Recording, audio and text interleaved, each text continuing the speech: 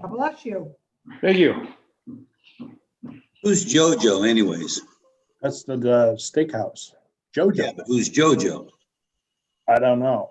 Didn't you see Is Jojo it Rabbit? like a stripper's steakhouse? So they got pole dancing and stuff like that? Once again, on the Just a record. reminder, we are live. No, I to the don't think we're public. live yet, are we? Yes. On the record with the attorney. Or the law director, yeah. Hi, Dale. Good morning. How are you? Morning, Dale. Good morning, Dale. Hi, Dale. I don't see you, but you're there. I'll be here any second now. I see you. I see you. Right. What, Rob? I'm going to be on the first part for 8892 in North Main. Okay. Thanks for your attendance, Dale. Thank you. This will be fun compared to my next one. I gotta just go to- resent it to you. But do you That's know good. who JoJo is? No. Dale. Who JoJo is? JoJo's Steakhouse. No. No. JoJo He doesn't Rabbit. know. Yeah, Jojo Rabbit. That's what I said. No idea. Okay, Steve, it's 8:30 if you want to start your meeting. I call this meeting to order. First order of business is the minutes. Does anyone have any comments? It was an excellent job. It was a very long-running process, and I appreciate the thoroughness of it. Very well done. Thank you, Joan. thank you, Joe. John. Great Thank you job. Very much. I move to approve. I second. Sorry.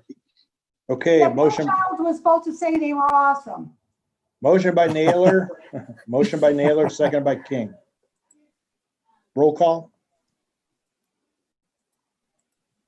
Hello? Roll call. Yeah, go Roll ahead. call. Yes. Yeah. Naylor, Yes. King, Yes. Childs. Yes. Okay. Like I said, Steve, we have to take item number 7, move it up to number 1. So, Okay, Huntington Bank, 8892 North Main Street. I am working to promote folks to panelists. If you are representing this project, you can use the raise your hand function in the Zoom platform and I'll promote you.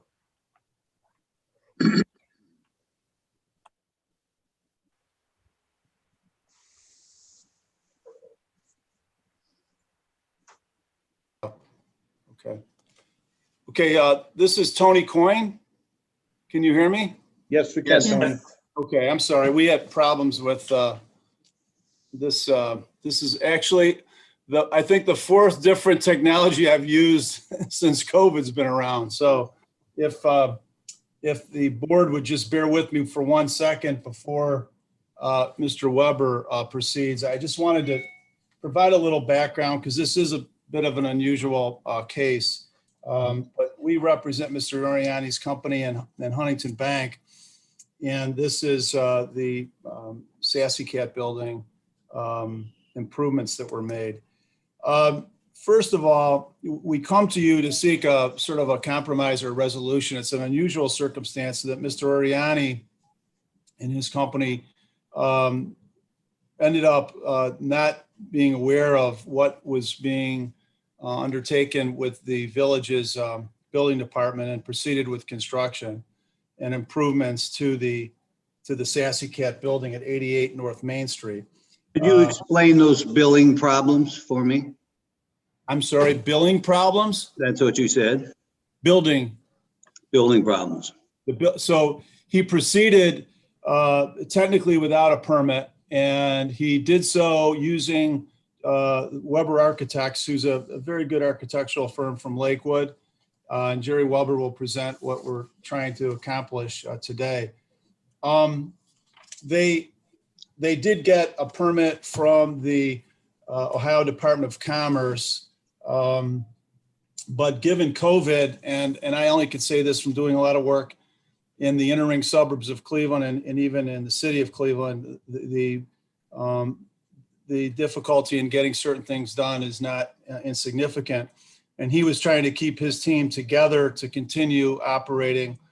And they consulted with Mr. Weber. Now, I'm cognizant of the fact that vinyl siding has been used, but as this esteemed board knows, that's not disallowed by the Department of Interior Regulations, and there is a preservation brief on it, and there are guidelines about when you can use vinyl siding and certain substitute materials given the condition, age of the building, and the underlying condition of the wood in particular. And in this case, as you know, the building is owned by Huntington Bank. The bank is actually next door. And Huntington was just trying to make some modest improvements to the building. The difference in construction costs for the vinyl siding compared to, let's say, hardy board or actual plank siding, was pretty significant. And I don't think that Huntington and Jeff or Scott Robertson is I think available too to confirm that. I don't think they would have made any improvements had it not been for the proposal that Mr. Ariani presented and the work that Mr. Weber designed. So it's sort of an unfortunate circumstance, but we think it's a better situation than it was. And we know that there are a couple of changes still to be made. And I want to have Mr. Weber present that. But I just request respectfully that we be given some flexibility on this. COVID's been hard on small business owners. It's been very difficult on those in the construction business. And this is a circumstance that I think, but for that, we wouldn't be here probably. But nevertheless, that's where we are. So we're requesting that you listen to Mr. Weber and some of the changes he's authorized to make, based in part about the suggestions that were made at the last meeting. And I've talked to Mr. Markowitz about this as well. And we're trying to do the best we can with pretty difficult circumstances. Anthony, could you just tell me what company you're with? Or Sure. I'm sorry. My name is Anthony Coyne. I'm with my colleague, Catherine Weber. We're land use lawyers at the law firm of Manser Gavin. We do a lot of land use and zoning work. I've been before your architectural review board. It's been a long time, but we had quite a battle over the BP station at one time. But anyway, so I'm going way back. But I do a lot of that work. I do a lot of work before ARBs, BZAs, planning commissions, and things of that nature. And Mr. Markowitz is familiar with my firm and the work that we do. We have a lot in common. We're often on the other side, but sometimes we actually have been on the same legal side. But I've been on similar commissions as your ARB here. So okay. I would have a comment. Thank you. sure. Yes. I don't think that COVID has anything to do with this, because Oriani is a bit of a cowboy. He kind of just forges ahead. Called the state. Well, He had some issues with the state. Chagrin doesn't affect this. Chagrin's handling of the COVID is not affected at all by this process. He didn't call us. He just went ahead. And a month later, he went ahead on the building next door as well without a permit or anything. So the onus is on Oriani, and the COVID has no bearing here. Steve, let me just respond. One, the onus is on Oriani. That's why we're here. Number two, COVID has a lot to do with it. A lot of cities are allowing matters to proceed, and they're issuing permits subsequent on occasion. He was told at some point to come in and to get a permit, okay? It wasn't like he was doing it in the dark of night. He was doing it in the open, and most of the work was completed by the time he ended up going in for the permit. I don't think he expected some of the ARB issues that have come to light. But COVID has a lot to do with it because this is not an uncommon problem. I've got another matter. It's not dissimilar. I've got one matter I can't get in to see the building officials or to see the. Well, we're the, talking um, about chagrin. We're talking about chagrin only. I'm well aware of that, but COVID, as last I checked, is beyond chagrin. And a lot of businesses are trying to get by and do the best they can under the circumstances. In this particular case, he should have confirmed that, because apparently your building department is in fact open and was in fact open. We're not saying it wasn't. We're saying that was an unfortunate circumstance that he started with, that presumption, and that's unfortunate. It just is.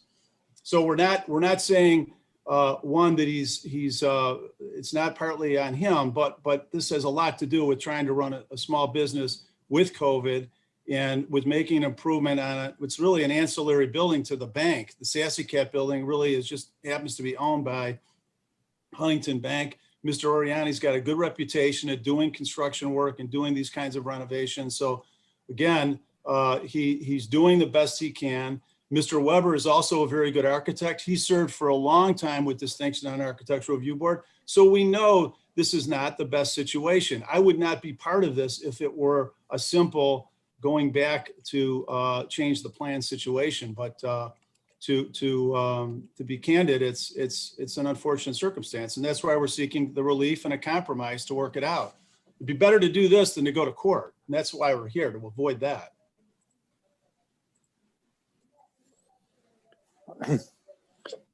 If I may, Mr. Chairman, I think the whole point here is you should be looking at this as if they came in to seek a permit on a timely basis. You should look at it on the merits of what they're presenting. And if it's something that you wouldn't have approved in the first place, then you don't. If it's something that would have been approved with conditions, then that's how you would treat it again today. I think we've gone through this now twice, knowing that they have proceeded without a permit. I agree with you, Mr. Chairman, that there was no factual or legal basis for them to believe that they couldn't get in touch with the department or anybody. But I will tell you that as late as yesterday, our chief administrative officer and I have been trying to reach people in Cuyahoga County over a real estate matter, and for weeks and weeks now, we can't get them to respond. So I think to some extent, people expect Chagrin Falls to treat their public service needs as poorly as Cleveland and Cuyahoga have. But as we all know, we've done a great job of avoiding that problem. But again, I think we ought to just plow ahead and look at their proposal. And if it's something that you would have turned down in the first place, then so be it. If you would have approved it, let's approve it. I agree 100%. I think that's where we landed last time, but let's go ahead and see what's being proposed.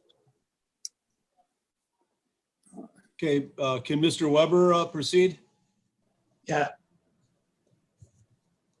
Can't hear you, Greg.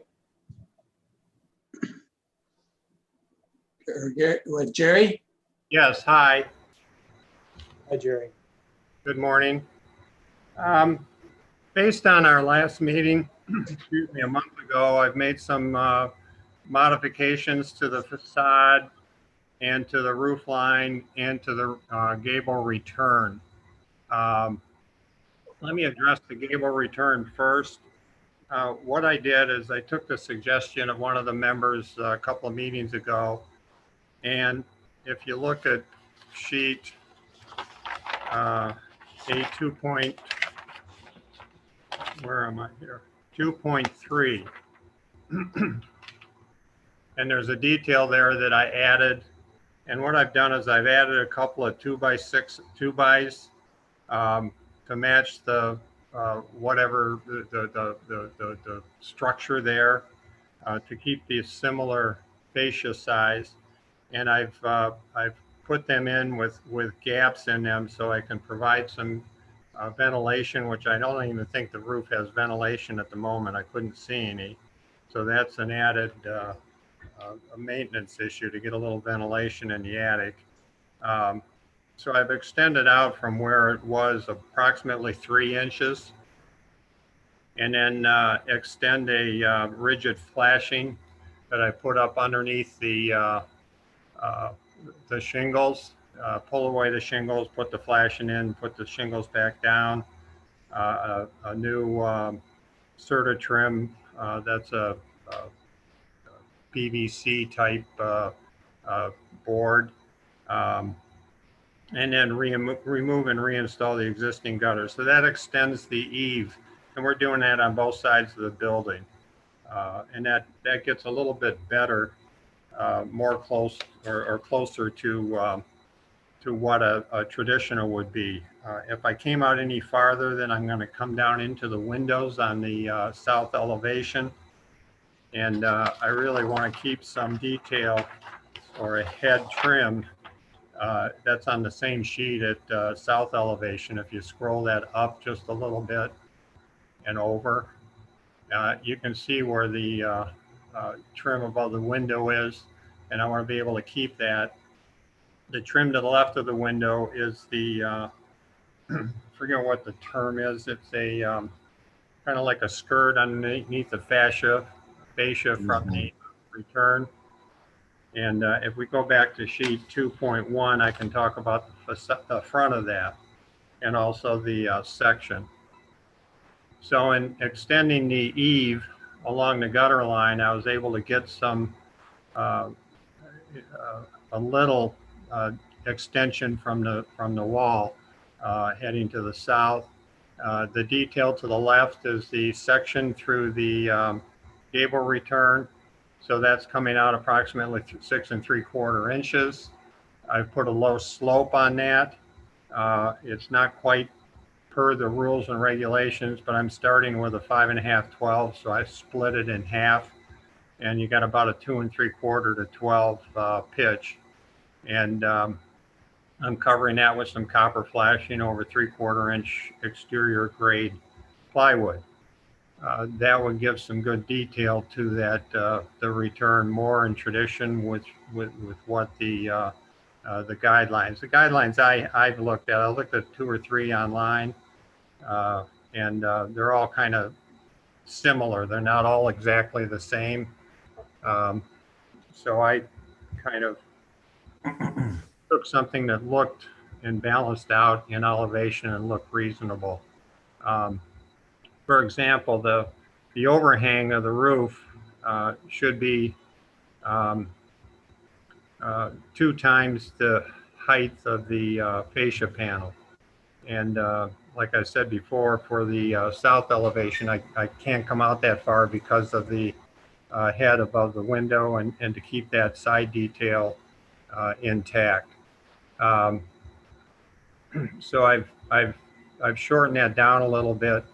And I've also shortened down the skirt board down to about 7 1/2 inches. And, you know, I'm limited to by the window that's nearby and the slopes and things like that. So I think this is a pretty good compromise to make it look more traditional than what's up there right now. Also, I haven't added any curve trim or any detail trim as such. I've gone back to square pieces. We've done some research, like on the building next door, the Huntington building next door doesn't have any crown molding or anything like that on it. So we've kept it with 1 by pieces or 5/4 by whatever the dimensions are. And also the same thing going up on the rake.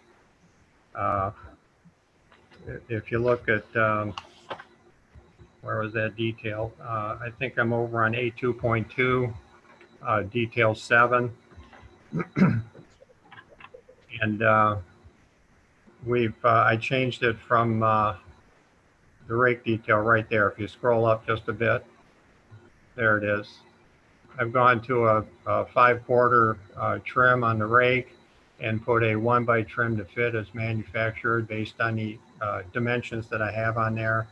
That extends out 6 3/4 inches, which is the same depth as the gable return. And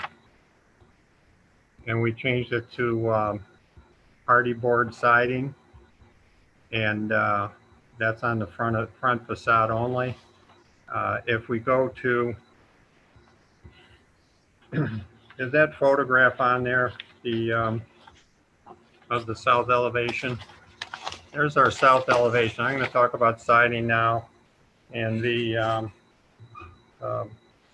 guide from the preservation guide and historic buildings. It's on my sheet. It's on page 3. It's called use of aluminum or vinyl siding on historic buildings. And for historic residential buildings, aluminum or vinyl siding may be acceptable alternative only if, number 1, the existing siding is so deteriorated or damaged that it cannot be repaired. The substitute material can be installed without irreversibly damaging or obscuring the architectural features and trim of the building. And 3, the substitute material can match the historic material in size, profile, and finish so that there is no change in the character of the historic building. In cases where a non-historic siding or artificial siding has been applied to a building, the removal of such a siding and the application of aluminum siding or vinyl siding would in most cases be an acceptable alternative as long as the aforementioned first 2 conditions are met. Well, as you can see on the siding, when Dean Oriani pulled off the aluminum siding that was put on many years ago, that was what was exposed when they pulled that siding off. There's no original siding underneath the south siding that we put up. In the front, there's some sort of it really looks like the siding asbestos board, which was similar to a roof shingle, and it's in the fake look of stone. And then there's some other sheet siding that's above that, and then you have exposed what looks like Celotex, but it looks like it's 2x4 sheets. I couldn't tell you exactly what it is, but based on research I did through some old graphic standards, that's the Celotex that they used to use. It's about 1/2 inch. It's like a very heavy insulation board. And that's what they encountered when they pulled off the vinyl. So sometime along before the aluminum, sometime before they put the aluminum up many years ago, they had taken off the original siding that was on the building, or that fake stone siding was what they had as a finish siding material. So based on that, since there is no siding that we can replace, and then the material we're putting on can be reversed down the road if needed. And we're not really hiding detail because there isn't much detail. We're adding detail to the windows.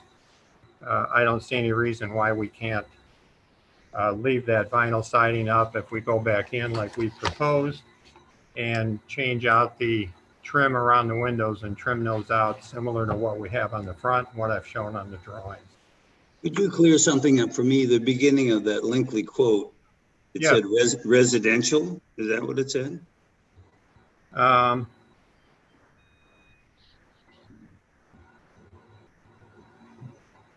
Yes, it does say residential. I see. Okay. This is a more featured building than your typical house. I would point that out. I understand, but however, there was no siding on it before that even if we took the vinyl siding off, there is no siding there. There was not siding when we started work on the building, when they started pulling the aluminum siding off. Historic images do, however, exist showing that this building was wood clapboard clad. And that's what we would refer to as evidence of what the original materials were. And if you go to our design guidelines on exteriors on page 35, it talks about on item number 4, it is not appropriate to replace or cover wood siding or trim on a historic building with substitute cladding materials such as aluminum siding, vinyl siding, or brick veneer. Yeah, but we're not covering existing siding. We're covering It sheet. says to replace. Yeah, but this was removed and replaced way before we were involved in this building. Yeah, but the way you do historic rehabilitation is you refer to historic images as evidence of what the building was clad in historically. And if you go to the design guidelines on page 3, there's an image of this building that shows the wood cladding on the front.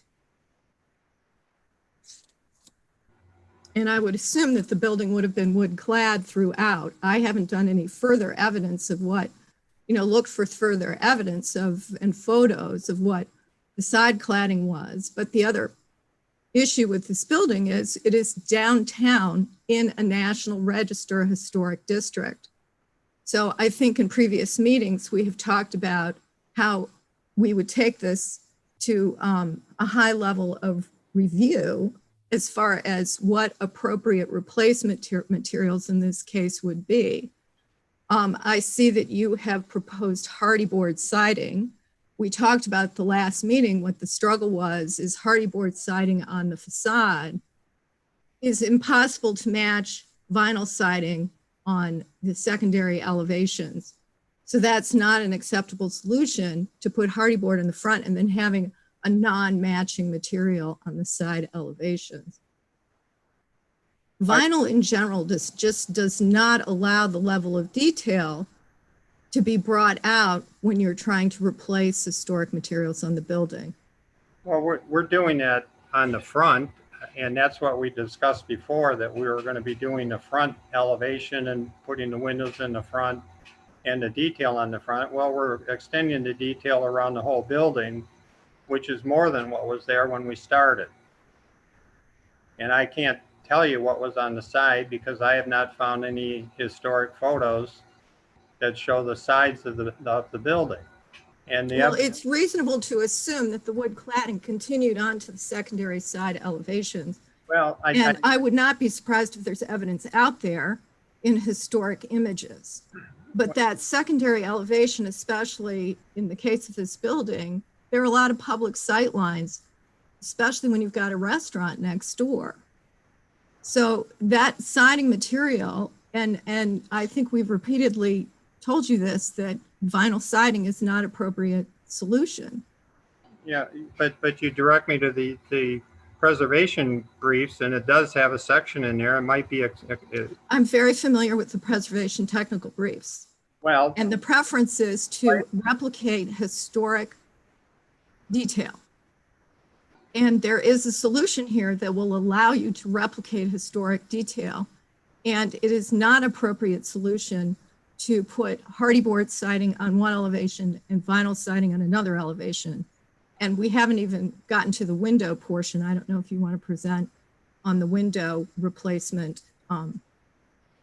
as well.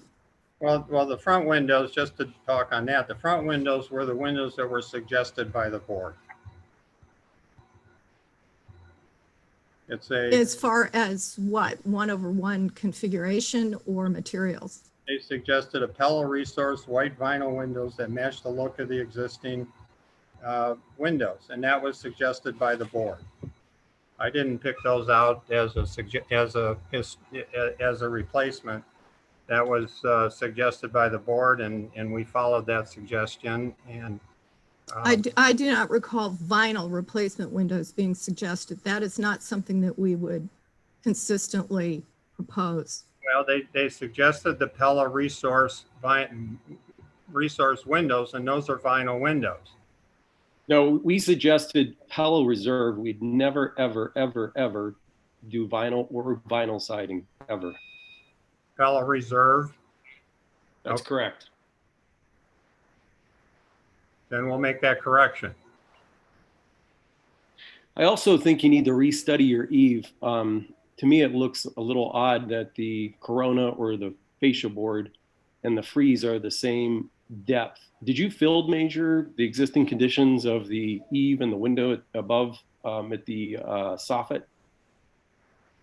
I measured off of, I wasn't able to get a ladder up there myself, so I was able to take take a photograph and scale accordingly, and you have about 4.5 inches above the window in the eave.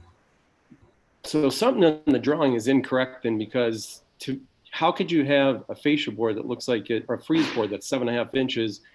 It comes around the side, and the side elevation looks like you have a 3.5 or 4 inch casing on the head casing, and then you have a frieze board. So something doesn't look correct to me. I don't know, maybe the other board members can justify that. Typically when you have a fascia board, underneath that is what's called a bed mold, which is 1.25 inches. And what you can do, if you field measure that and figure that out, you could pack that out, put a soffit vent, put the bed mold comes around, and it should be a lot less depth than the fascia board. They shouldn't be the same size. That looks odd. I think you got to study and figure out how to do the eave a little more classically correct for a building downtown that everyone's going to see.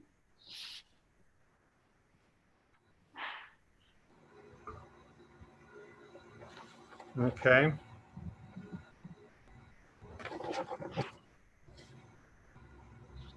The south elevation is the backdrop for a sizable outside dining area for the restaurant next door. So it's not just a dark little alley.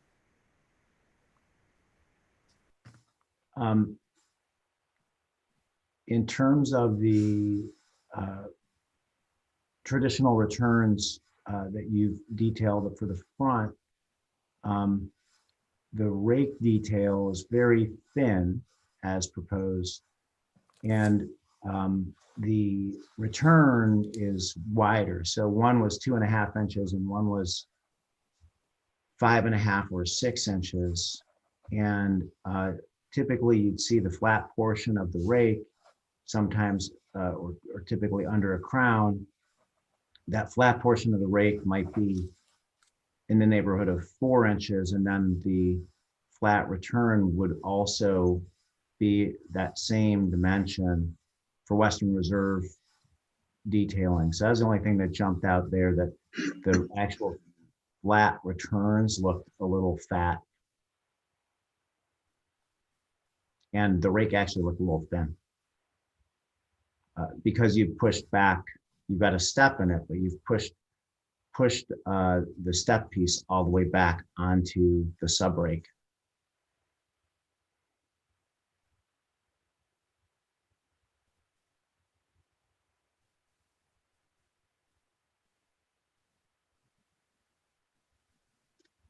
We have a number of things that need to be addressed. I would say this, my personal feeling and that of our law director, I believe, is that we're just going to treat this like you made the phone call in March, and that we would go ahead and there's a lot of buildings that have been bastardized around town, and we don't have any authority to have them corrected, but when they are replaced, that is the time that our code lets us step in and say, okay, let's do it right this time. It's a shame that we have to do it more than once, but again, for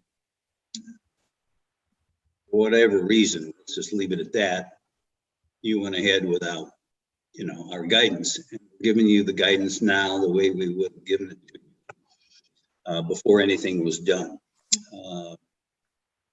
This wasn't done at midnight, I know, but Mr. Edwards is a one-person building department. He doesn't control the town looking for something that's going on. And unfortunately, you got well into this before the discussion was opened. That's not on us. We need to do this right. It's a featured building. I can tell by the way you're addressing it, you have the wherewithal to come up with the answer to our questions. I look forward. I move to revise and resubmit. Second. Okay, so we have a motion by King, seconded by Naylor to revise and resubmit. Is there any direction you want to give the applicant? Yes, to use materials that complement the historic size, shape, color, pattern, texture. to complement the historic character of the building. Joan, did you get those comments? Yes. Okay, roll call, Childs, Yes. Naylor, Yes, King? Yes. Okay, thank you. thank you. Well, this is Tony Coyne. Yeah, I'll Tony. talk to the client again to see what we can do. You know, one of the challenges we have is a lot's been installed, and to remove everything and start from scratch is probably not an option, but I'll talk to the client about what we can do. As I indicated, it's a difficult situation. We're looking for a compromise. I respect Mr. Markowitz's comments, but I also think that it's going to be difficult to go back to the drawing board entirely. So we're looking for a little relief from that perspective. And while I do appreciate and am a supporter of historic preservation, you know, don't let the good be, don't let the perfect be the enemy of the good in this circumstance. But I'll get back with my client and see what we can do. Okay, thanks, Tony.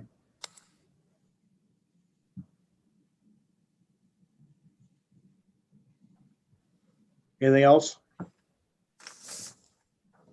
Okay, we go to the top now, Harry. Harry, 87 I'm- West. Yeah, I'm Yes. gonna drop off, Harry, unless you need me on any of the others. No, Dale, thank you for your time. Appreciate it. Okay, Thanks, sure. Dale. I know. 87 West Street. Harry, Aye. I'll work to promote panelists. Give me a moment. Okay.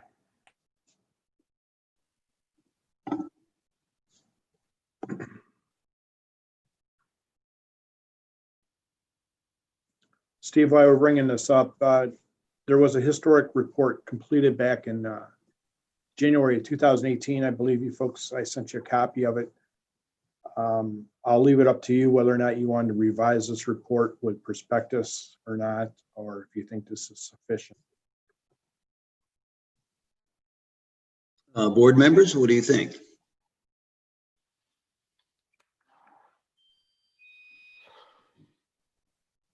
I personally think we can handle the direction of this property without, we already know what we know about the building and all that's been altered in recent times. This is alterations that seem to be about the same, only grander. I'm not sure prospectus would give us any information that we don't already have. Okay. I Sounds agree. good. Also, this, they're also seeking a variance. They need to go to the Board of Zoning Appeals, I believe the end of the month or November. I'm not sure which meeting yet. So they'll have to come back to you for a final approval once they go through the BZA. So we're looking for preliminary approval before BZA or regardless of BZA? Yeah, looking for preliminary approval so we can give some information to the Board of Zoning Appeals on any comments you have. Thank you. Okay. All right, Mr. Rick Siegfried and Rick Duty are panelists. If you'd like to address them.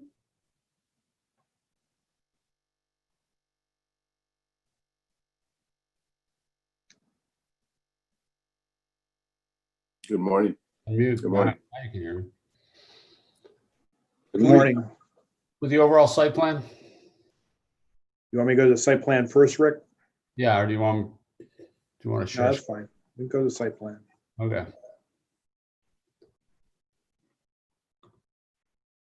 Here you go. Okay, I can't point on it, I guess, but there you'll see three areas that are darkened in. Those are the areas where there's work.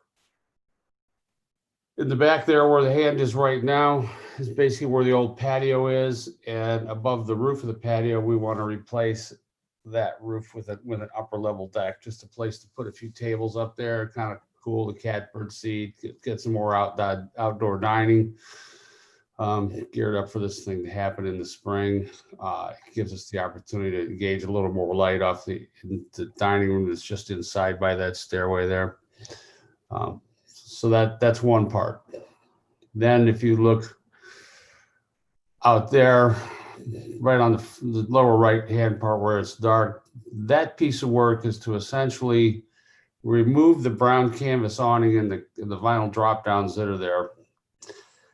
Our intention is to extend the main gable of the building out farther to within about 3 feet of the street, and then increase the size of the bar underneath. It's all about getting the bar bigger and get more business. That seems to be kind of an important piece these days. And we'll come back into the floor plan and look at how that really happens. And then up to the north a little bit, there's another piece of outdoor bar right there. That's a patio, a deck with a roof over it.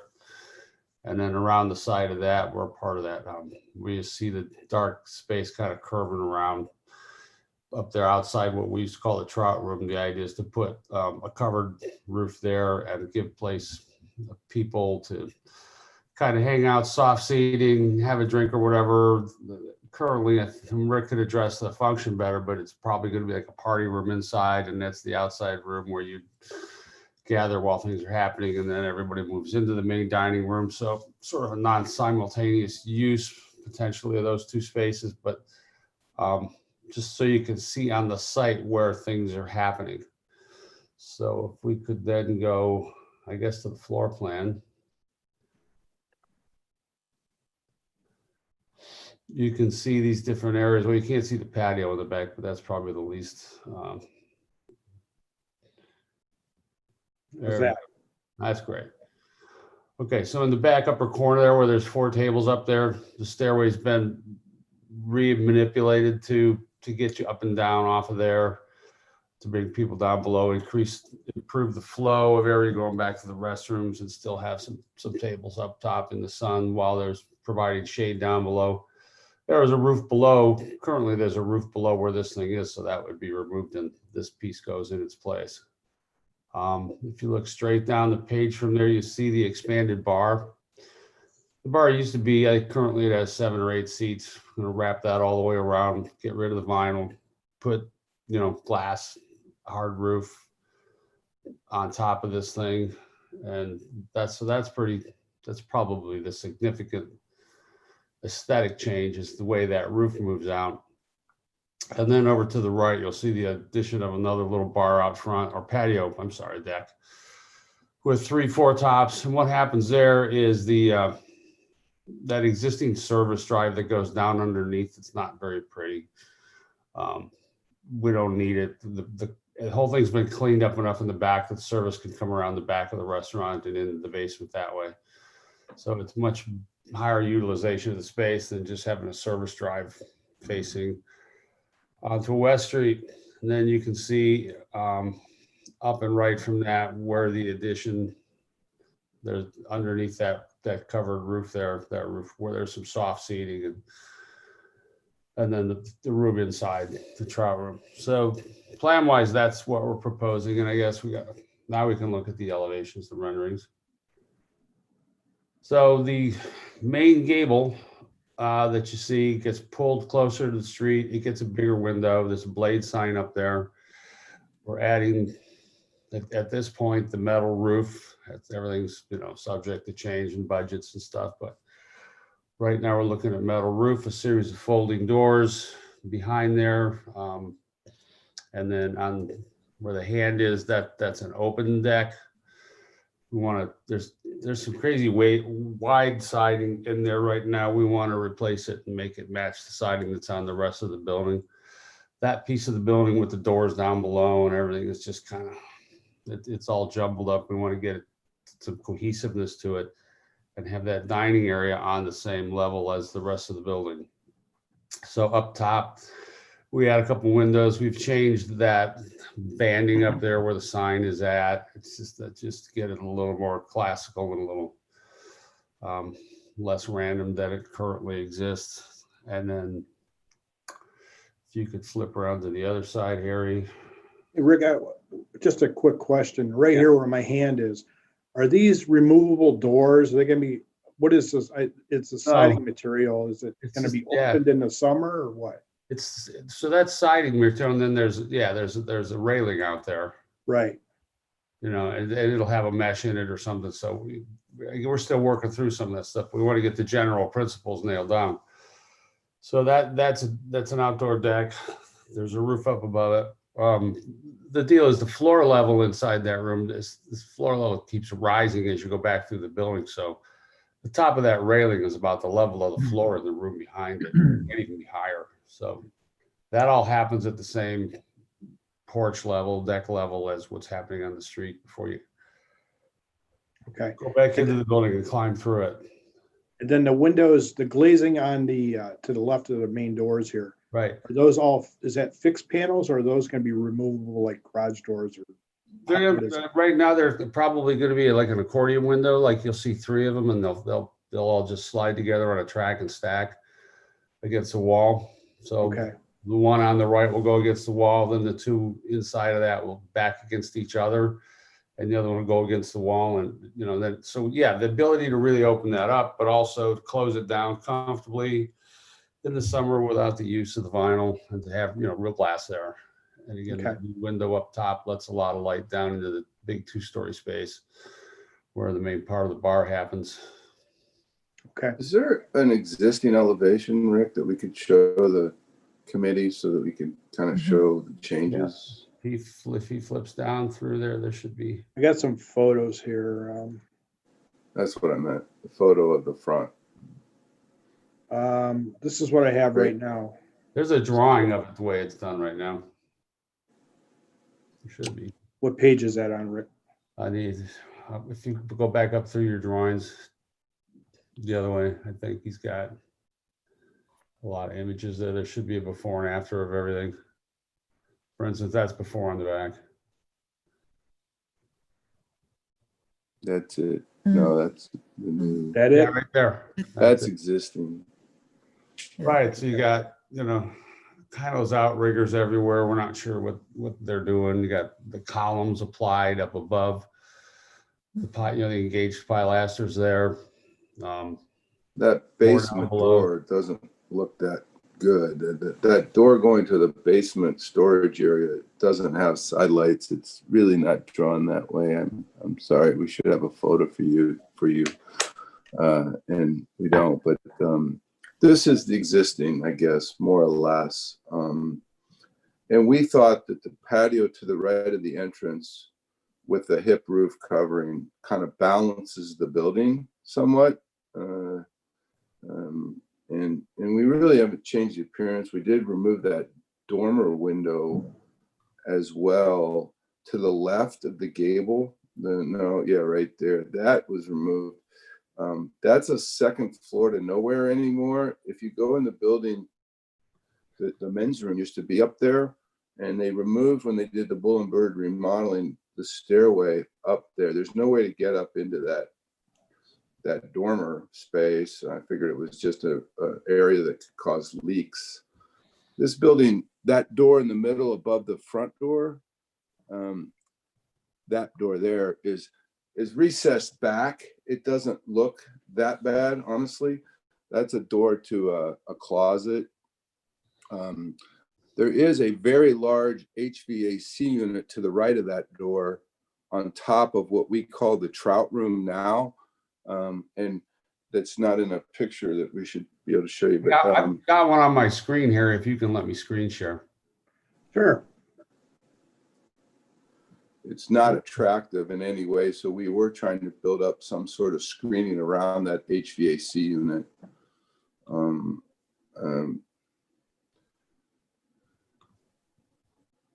You guys see that? Not yet.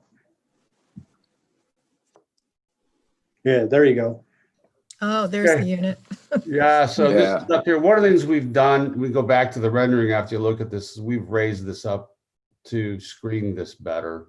Yeah, that's, And And you then, can also see where the door to that is recessed back. So you don't notice that as much as you see in a front elevation. right, But, and then that shows the basement entrance to nowhere really that we don't really like. As you can see, in my opinion, that's a very unattractive entrance to the basement. There's no real reason to bring, deliveries through that door. And we'd much rather bring them through the back. It's a maintenance issue with a trench drain down here in the water and keeping it clean, and it's just. We try to get all of our deliveries before 10 a.m. for the restaurants, just to get the trucks. That's when there's the least amount of traffic in the village, and it gets the delivery trucks in and out, and they can bring it around back, and it's just, that's not, in our opinion, a very attractive entry to the right of the front door. So, but While we're looking at this, there we go. there you go. So you've got what is now the railing, I guess, of the, are you raising the level? I mean, it looks like it's pretty consistent height to what's there now, right on the sidewalk. I'm looking at the left side. I'm not concerned about that. To the right of the entrance, I guess. On the left side there, that's all steps down from the main restaurant at the moment, correct? Right here. Yes. Well, yeah, and the entry, but also all the seating to the left of the entry.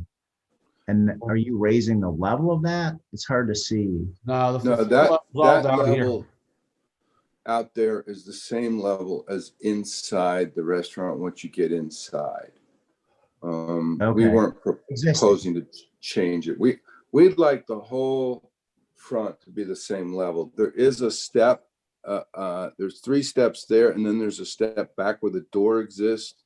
And we'd like to get rid of that step and kind of keep it all one level, just because I think it's easier operationally. There's less chance of trip falls. And we're trying to get more height out here. Right. So you're actually keeping it the same or lowering it? Wait, keeping it the same, but changing the level to the interior of that to make it the same level in the interior is the same level as the interior bar now. Right. But what we don't like is the awning structure. We think awnings are chainy. I don't think the village, in my opinion, deserves awnings. I think awnings are a cheap way for a restaurant company to gain square footage.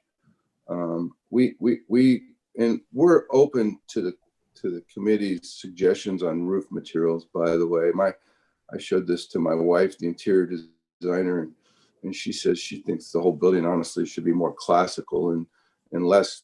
Don't do the metal roof, keep the shingles. And I said, fine. I mean, we're open to your suggestions, but we don't like awnings. We don't like vinyl drop downs. It's a necessary evil kind of during COVID, unfortunately, a little bit. But to the extent that you can eliminate that and make it a nicer structure out of wood and glass, I think it's preferable. And that's what we're proposing here. And we would like to expand the bar. The bar has, I think now maybe 12 seats, and if we could get 18 or so. It's got 8. Yeah, it's hard these days to have a big enough bar where the bartender makes money and the restaurant makes money with only 8 seats. Could you? I don't want to break in if you're still presenting, but I think these 2 pictures are a nice illustration. And my personal perspective is my point of view on this is that, glassing and putting a solid roof versus the awning at the same height and kind of keeping things at the same height visually from the street out there, that does not bother me. But I do like the windows, both in the gable and in the what will be under the JoJo Steaks sign that exist as a more traditional. I think that big square window really does not seem consistent to me with the rest of the building, and I'm also not clear yet on why you'd be pulling that gable forward. It sounded like you're rebuilding that whole gable forward of its present location. I guess I missed what was happening inside there, but I do think the pair of maybe double hungs, maybe casements, and in the gable look better than the proposed, and the 6/6 double hungs on the right side look more consistent than what's proposed right now. Although Honestly, I agree with you. That looks a little warehousey, and I shouldn't be. And we would go with we're okay with reproposing existing double hung windows like that. We wanted to make that a little bit bigger in order to get some natural light into the bar area, and so that was an overlook, and we should probably continue with, if we could, just slightly larger windows than maybe what's there, but staying with the double hung divided two windows, I think is where we would try to go. The windows to the right, yeah, the windows to the right, we would probably propose a canvas awning as well, just to kind of be more traditional, and we can change that window as well to. It gets a little shortened because of the roof structure on that side. But sounds like you're building a higher parapet though. So you might have, if you're raising the parapet on that, you should have a place of those windows for signage. Yeah, we don't want the window up seeing through the parapet.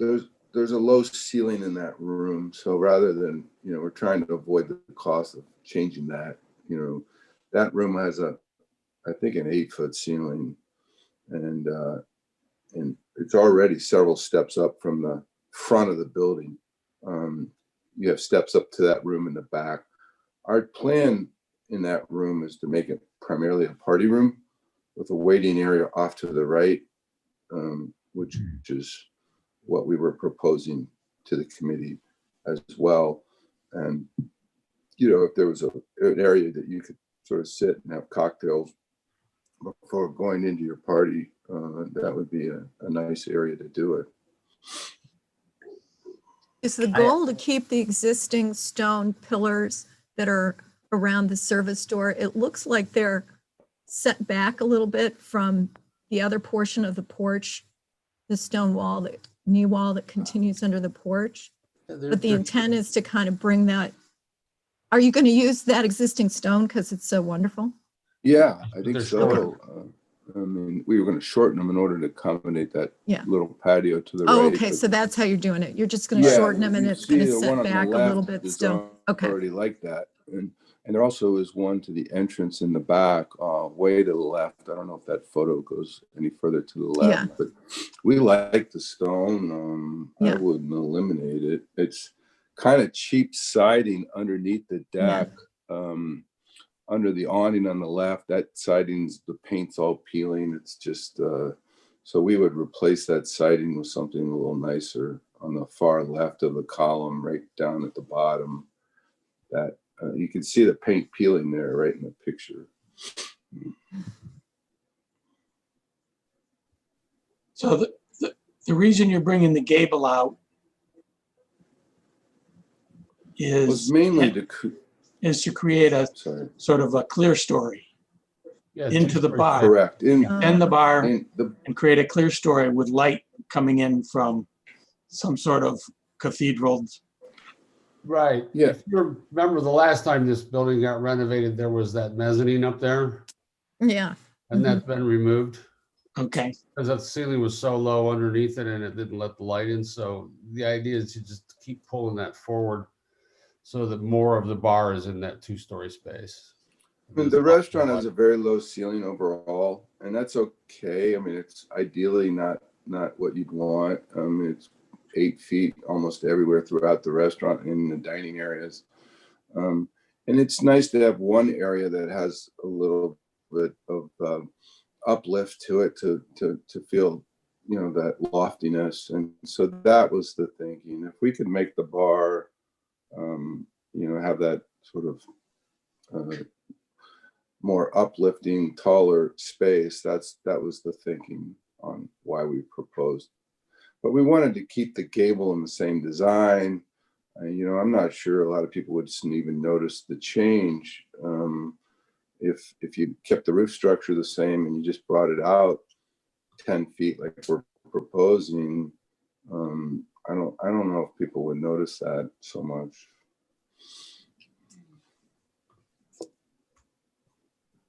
And that goes back to the historic report, whether that is a historic gable element or what's the consideration with that. In terms of the roof Yeah. material, I mean, I'd be more negotiable on the low slope, lower roof, but definitely I think that higher roof should be shingle, match the main building, Sure. or look problem. like it looks now. I don't know what the rest of the board. I agree. The Cranes Canary Cottage should probably not have a middle. That's the field, little by little leaving. But shingles, I think, would look nice, both places actually, if it's technically possible on the low slope. And Rick, maybe you can draw. A little Maybe low you can, for it. whoa. Maybe you can indicate where the gable is now in that plan, and then where you're proposing it above, over the bar plan. Sure. But whoa, What's that? What is that? This pulling that out of your pocket. floor plan? Yeah, so where does the gable, how far is it being pulled out? Days in here right now. It ends right about here where the old front wall is, right? Uh-huh. And we're bringing it out to about here. We're adding one more bay to it. I don't have it shown in a reflected ceiling plan, but it's coming out like 10 feet or something. I feel like it's, I don't know. That's a lot of work to enlarge a condition that you already do enjoy. Once with the mezzanine's gone, you're still getting a clear story light back in there. I mean, I you know, in a way, you're getting the light further back the way it is now, which is probably the darkest area of the bar. So I don't know if that's necessarily a big improvement. The back is all restaurant equipment, yeah, exhaust fans and HVAC units. You Well, I mean the can't back see of the it. bar. I mean the back of the bar. Yeah, you can see it here, George. Here's where the existing roof structure comes to, Hmm. and here's where we're extending it to. Oh, it's so not you're much. That's a immediate- lot. Oh, you're coming Right right. Yeah, front. it's going out. And then this wraps around.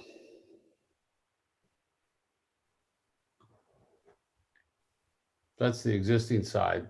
That's what Got it it. looks like now. Here's where we're going. Then here's, well, that's the existing in the back and the new deck in the back. And for the record, I have no problem with that back in the back concept. And here's what's going on that right side now. If you guys have looked at this fireplace, if somebody just took these boulders and wrapped them around with some wood and stuck it inserted in there, you can see underneath this stone cap that's on there right now. It's not really all that genuinely attractive. Somebody let one slip Weren't on. you the architect for this last renovation? Yeah, but we only had so much money to work with then, and now we're doing it again. So this is the new ad. We've got a rendering of this as well that I can bring up, but this is, you know, there's a roof sitting across here, and we're figuring out how to get rid of the water back here. But, you know, again, bigger pieces of glass that can open up, a nice comfortable place to sit. There's Less technical question. Who's JoJo? Steve's wanted to know since the beginning of the meeting. Yeah. My wife's middle name is Joe, and my Oh. partner is Joe Ciccone, but there is a JoJo's in town, so I hate to say it that we're not going to be using that name. I don't know. Oh, I know more about trademark law than I ever want to know because of my experiences in my previous restaurant days, and so we're going to have to come up with a different name. We do not know the name yet, honestly. We like something that's the emphasis on this restaurant was sort of the bar in the sense of the name. If you've ever been to Johnny's Bar, as an example, that was the thinking and why we were trying to expand the bar.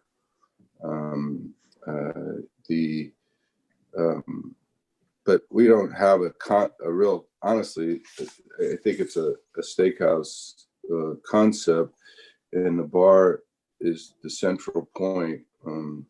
So some kind of steak bar. I'm sorry, I could tell you more if I knew. I just don't yet. We should. That's okay. That's not our purview. Yeah. We are curious.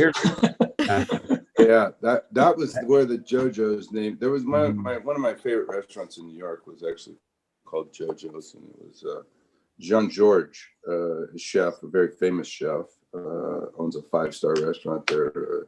It was his little bistro. His nickname, apparently growing up, was JoJo, and it was one of my favorite restaurants. But here's what that side looks like, just so you can. Yeah.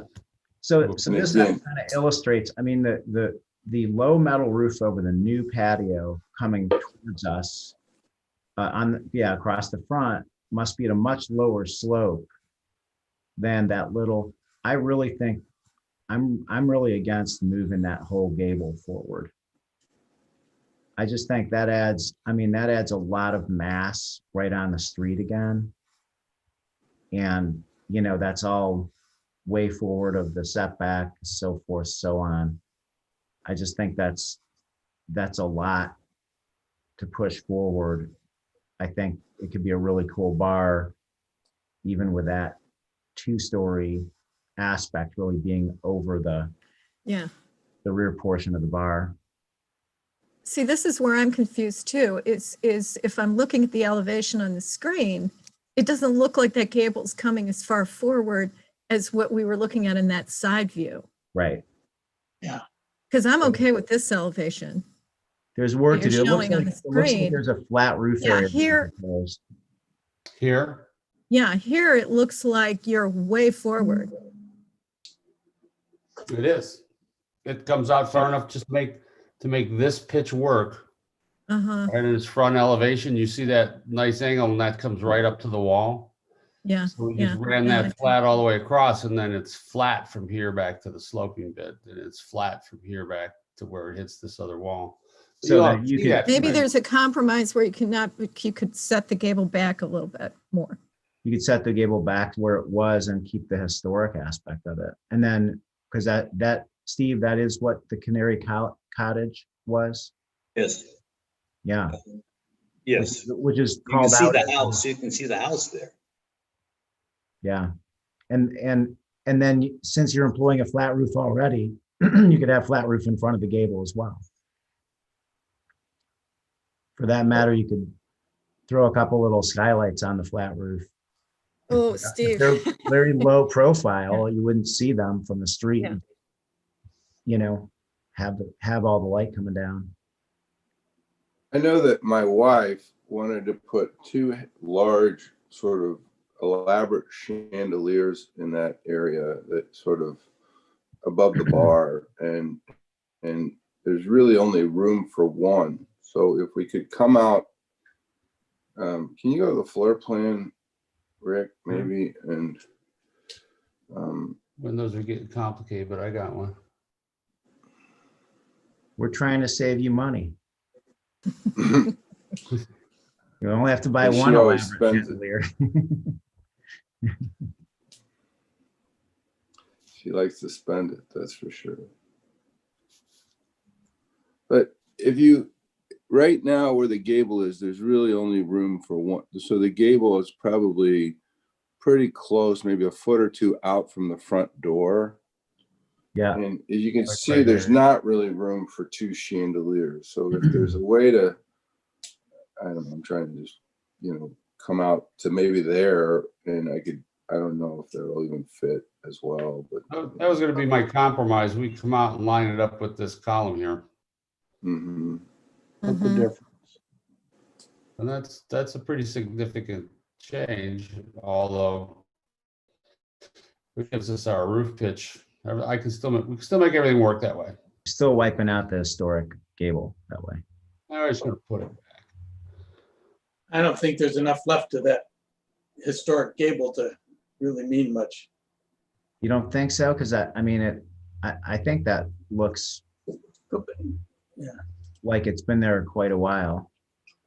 It's probably been there. I don't know if it's even character defining anymore though, because there's been so many alterations that I think that Siding before that. It's definitely, if you go down to the, yeah, there you go. okay, so there you can see, you're going to bring that out 10 feet? It looks more like 14. Well, if we compromise and come halfway, it'll be 6 or 7. But it gets it Yeah, out if to you the can end of the get barn what really you helpful want. lot.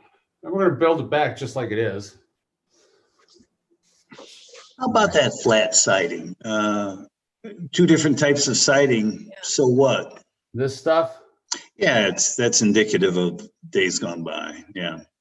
yeah, the problem is when we take the windows out and we take this stuff out and we take these kind of goofy pilasters off, there's none of it left. We just thought we'd match the rest of the building. Yeah. Why don't you leave those windows and be running a flat roof around anyway? Why do you have to change the windows? Because the new roof's Oh, running on right it. through the Windows bottom cut, of them. Yeah. cut through the, Yeah, the floor. Is that like a level- half level up? Yeah, it's a 3/4 level up. There's like 9 or 10 steps from the street up to this floor level. They just keep happening 1 and 2 at a time until you stop and count them all. It's like, wow, where'd they come from? so that is the floor level right there above the door. Yeah. Yeah, there's like almost no ceiling in here and the floor's up here. And yeah, you're sacrificing the windows, but I think what you're trying to do is make the whole building look more presentable from the street by balancing both sides of the gable by, I mean, to me, it looks like they forgot about the right side of the building right now. And you know, I just think that we're trying to present something that's a little more balanced on the front as you look at it. My wife's office is directly across the street. I sit in there and I look at it, and it's just the whole building looks kind of like we're worried about the left side. We didn't do anything on the right. Yeah, we want to make an impact here as big as we made across the street there. And certainly 17 Rivers got a nice impact going down there. So we'll keep tightening it up as we go. Because this to me is, I don't know, it's staring at me. That looks like something from Halloween with the eyes in the mouth and the. I'm not negative about the upper part. I think cleaning up the lower part would be fine, but I'm not sure that that's a great Yeah, that's solution to wipe out the upper part and put little windows up there. it's a funky old canary cottage is what are the remnants of canary cottage. The big HVAC unit on it. Yeah, Yeah, that part's not a great. lot of other stuff. I would pull the gable out personally. So thinking about the streetscape in the context of the community, when you look at the steakhouse, it's close to the road and keep a little more of a height at that point. And I think that's a nice solution. I would go back to the double hung windows in the gable though, but then when pulling out that gable, I think when you're in that space with the double, I can see that studying that interior with the double chandeliers and a nice big open space with the bar. You could do some truss work or some sort of beams. Yeah, and exactly. That's what she wants. Yeah.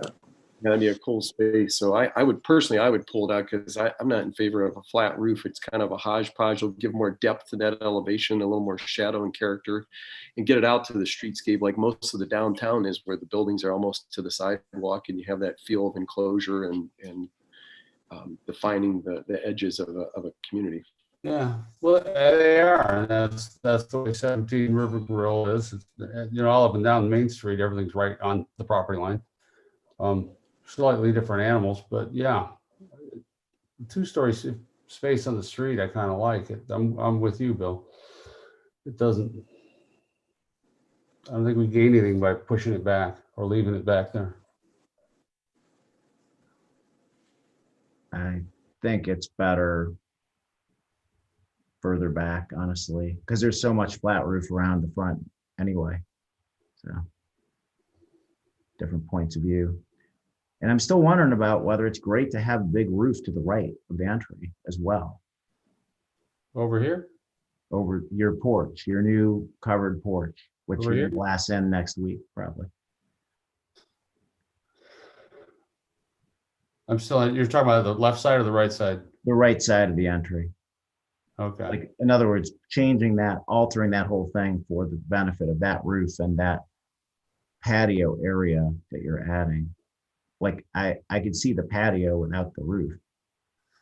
Well, part of what we wanted to do is when we looked at this element was to carry this just all the way through and give this whole thing an identity so that this doesn't look like, what is that? What's that belong to? If it doesn't have the same paint, you go, what is it? The thing is, when you look at the elevation, the fenestrations in particularly, and if you had a full view of the inn and that way, all those windows are traditional and all your windows are absolutely not traditional. It'd be nice to have a traditional fenestration, even after. Yeah, we agree. We're gonna go to. Yeah, I don't have a problem. I don't have a problem putting double hung back up in here on the side, putting the double hung. These window panes can match those window panes. Do the awnings necessary? The small awnings? These? Yeah. No. I don't think they're necessary. I mean, you're talking about. Match the rest of the building, yeah. It's here and here. I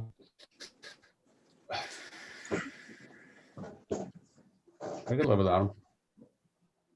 I don't know if Rick can, but I could live without them. Fine.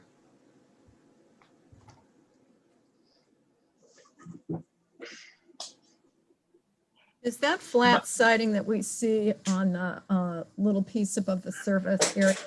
Does that siding continue on to the north that we're showing here? Back around the corner. Yeah, does that go around the corner? I'm telling you, that's a charming little, Steve's got me looking at that now. That is a nice feature where the pilasters are and you've got the flat, I think it's a shiplap siding. I can't Flat really siding, see. yeah. That might be something to consider bringing into the design. It's a nice little piece. I see old with the new, maybe. We could change the entire front to that siding if you like.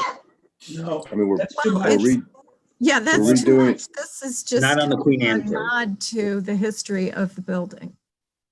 For some reason, I'm not finding a picture inside that courtyard.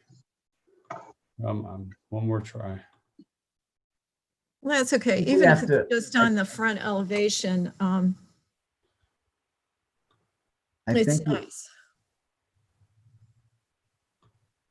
So you're saying you'd like to see that like on this elevation? Right now it happens down. No, just where it is now, not to add it Down as here. new, but to keep that historic material with the pilasters and the, appears to be a shiplap.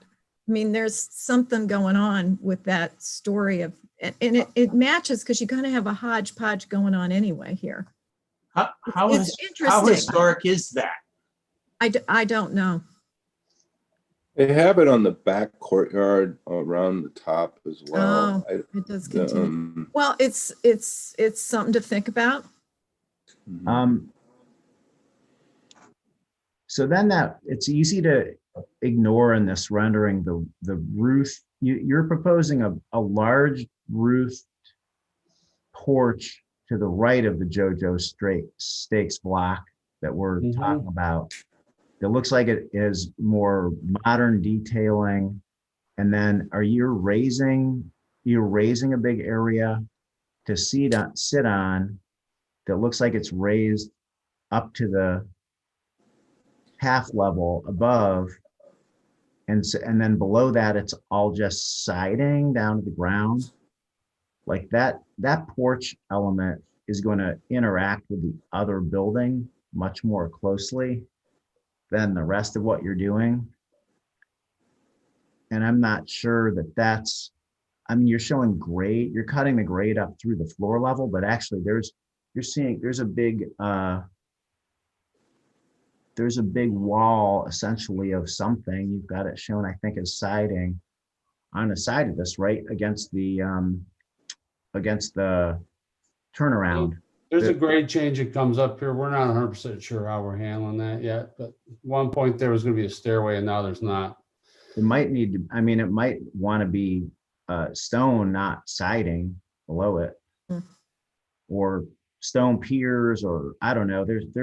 I think that needs a lot more development. That piece, and I think your rendering shouldn't stop where it stops. I mean, I think next go around, let's try and look at that with the rest of what is now the inn building, and get a relationship between those things, just so that we understand. I mean, right now you've got very modern columns, no beam, very thin roof look. Yep, not a lot of space to work back there, so we're keeping it pretty simple, and it sort of mirrors what we were doing across the street. But Hey, Rick, Have you thought about doing like a pergola type structure there that's not really a hard roof? Then you can pull like Ellicottville Brewing in Bemis, pull an awning over that when you want it, pull it back when you don't, kind of thing. Like maybe a lighter structure there would serve you better. That's more delicate, and isn't it like a fourth different animal out here? 10th animal, I don't know. There's a lot of different yeah, animals. whatever we put there will be a different animal, and I think we're taking some animals out of the equation, but still, Yeah, it's maybe. complex. It's just been allowed to kind of morph over the years, and we're trying to tighten it up a little bit. But I hear what you're saying about the pergola. We've been looking at also agree with you about awnings. the stone on the bottom. I don't think that siding or whatever's drawn there, I didn't realize that. It's kind of terraced up with landscaping now Mhm. in that area, underneath that area. And so I'm not sure what is proposed. Study the grade, right? Yeah, there's a fountain there that may or may come out. There's right to the left there where that sort of column is. To the left of underneath the new steel pergola, Rick, there's all those meters. Show them where there's there's gas all this stuff. meters and Oh, electric. It is a hodgepodge of you don't want. I mean, anything you do there, you want to try to conceal that and make that look more attractive, because that is not. There's a pole. There's a electric pole coming down right there. We're trying to improve all that. Yeah, we got to find a way to kind of tighten it all up. When the plumber put the gas meters, everything out there, he had the whole world available to him, so it's kind of all over the place. So they're gonna have to condense it, and then we'll put a little grill or something around with a lid, so you just don't see it, but they can still get in and service it, and put remote readers to read everything. So Hey, Rick, you have a photo of the courtyard, where the gas fireplace is, the stone and stuff like that. Yeah. I don't know if that helps or hinders you. Well, it does show the door. What's Right. it? the existing We're just door. doing preliminary because you guys are going for a variance. What is the actual variance you're asking for? That's a wonderful question. We're still trying to find that out. Mostly what it is we're altering a non-conforming building in the right of way. Secondly, we've got additional square footage that we're adding, and then there may or not be, and there probably will be some kind of a parking impact since the zoning code was changed last year. So that's essentially it. It's a modification of a building in the right of way, and then whether or not planning commission wants to look at that, because they have the ability to look at that and say, yeah, you're good, go ahead, and that wouldn't go to BZA. But if the other stuff goes to BZA, it would be like, how are we going to handle the additional parking requirements because we've added square footage? We're not adding any seats. We're being very careful to keep the same seat count. things are spreading out a little bit Less. more. We're not going We're to put them in. proposing quite a bit less. Really? Oh, Yeah, I mean, they had, Well, when for COVID you are, but what about? no, it's actually, we went back, and first of all, Bull and Bird was approved for, I think, 144 outside, inside. And they didn't use the patio, so we had to go back to the gamekeeper plan, which was 106 outside on the patio. So I think that's a total of 246. 243. Maybe 243, something like that. Magic And number. there's no way that we would ever propose that amount of seats in this restaurant. I mean, COVID or no COVID, it's not the kind of restaurant that we're looking for. More of a fine dining, which is 18 to 20 square feet per seat, versus a casual dining, which is 14 to 15, and we're definitely proposing a much less, probably about 220 maximum. Yeah, the kitchen, quite honestly, is a beautiful kitchen, just got rebuilt by Joe Ciccone, but it's not big enough. That kitchen's not going to handle. I think that's a whole lot bigger. let's bring this together now. So the massing aspect of a preliminary has been mentioned in terms of the gable forward or not forward. Other than just this and that, so do we have any other points of discussion that would affect the preliminary approval? That was windows. Yeah. Windows. Well, I'm kind of throwing that into this and that. And this and that? Okay. Yeah, well, we work with these guys. We know how they work. They know how we always get there, I think. Show the end portion, since you're working against it with that new roof, show us the context of that whole courtyard. Over to the old martini bar, or even including that. We got it all drawn up. We just got to paste it in, then render it. I make it sound easy. Heather, who's listening, is going, "Thanks, Rick." So, I mean, my notes, we're talking about the big square window and the windows in general, going back to double hung. The canvas awnings are under discussion. Shingling the main roof instead of putting steel on it. Stone possibly at the base of the new porch to the back, or part of it. I don't know if we go stone all the way up, it might get a little heavy, but we got to study that area. The location of how much the gable comes forward, and extend the rendering all the way across. And consider the shiplap idea. The big white siding. Flush siding. And the relationship with that existing piece, potentially keeping the feeling of that existing piece more successfully. Yeah. Not so much taking the shiplap out, it's new, but to just look about incorporating the existing shiplap siding portion of the building. All right. So Before we go, that elevation right there, go back, Rick. The other one? Yeah. Basically the side from the patio and entrance to the inn or whatever. This one? Yes. Yeah. How, I cannot tell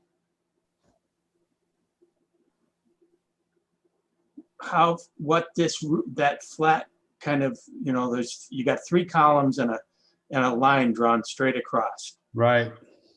Where is that and how far out does it project? That's just a flat piece of pretty straightforward roof. And what it meets up in the back here is an existing like 3-4-12 pitched roof. And it comes out to. Can you go to the plan or something? The edge of this new patio. Yeah, I think sure I can. 20 feet. It goes all the way out to the edge where that tree is, which is right next to Yeah, it goes out to here. It goes out to the sidewalk is where it goes to. Out to the sidewalk. Yeah. Or close to it. Yeah, it's big. What would soften this, I guess, we'll say for me, is getting rid of the metal roof and not wrapping that corner in black, whatever. That would tie it into the rest of the building, which is not being discussed. I mean, the hotel, it would be a less contemporary feel. You cleaned up the building across the street tremendously. That building was free of any personality. So you gave that building a nice new personality.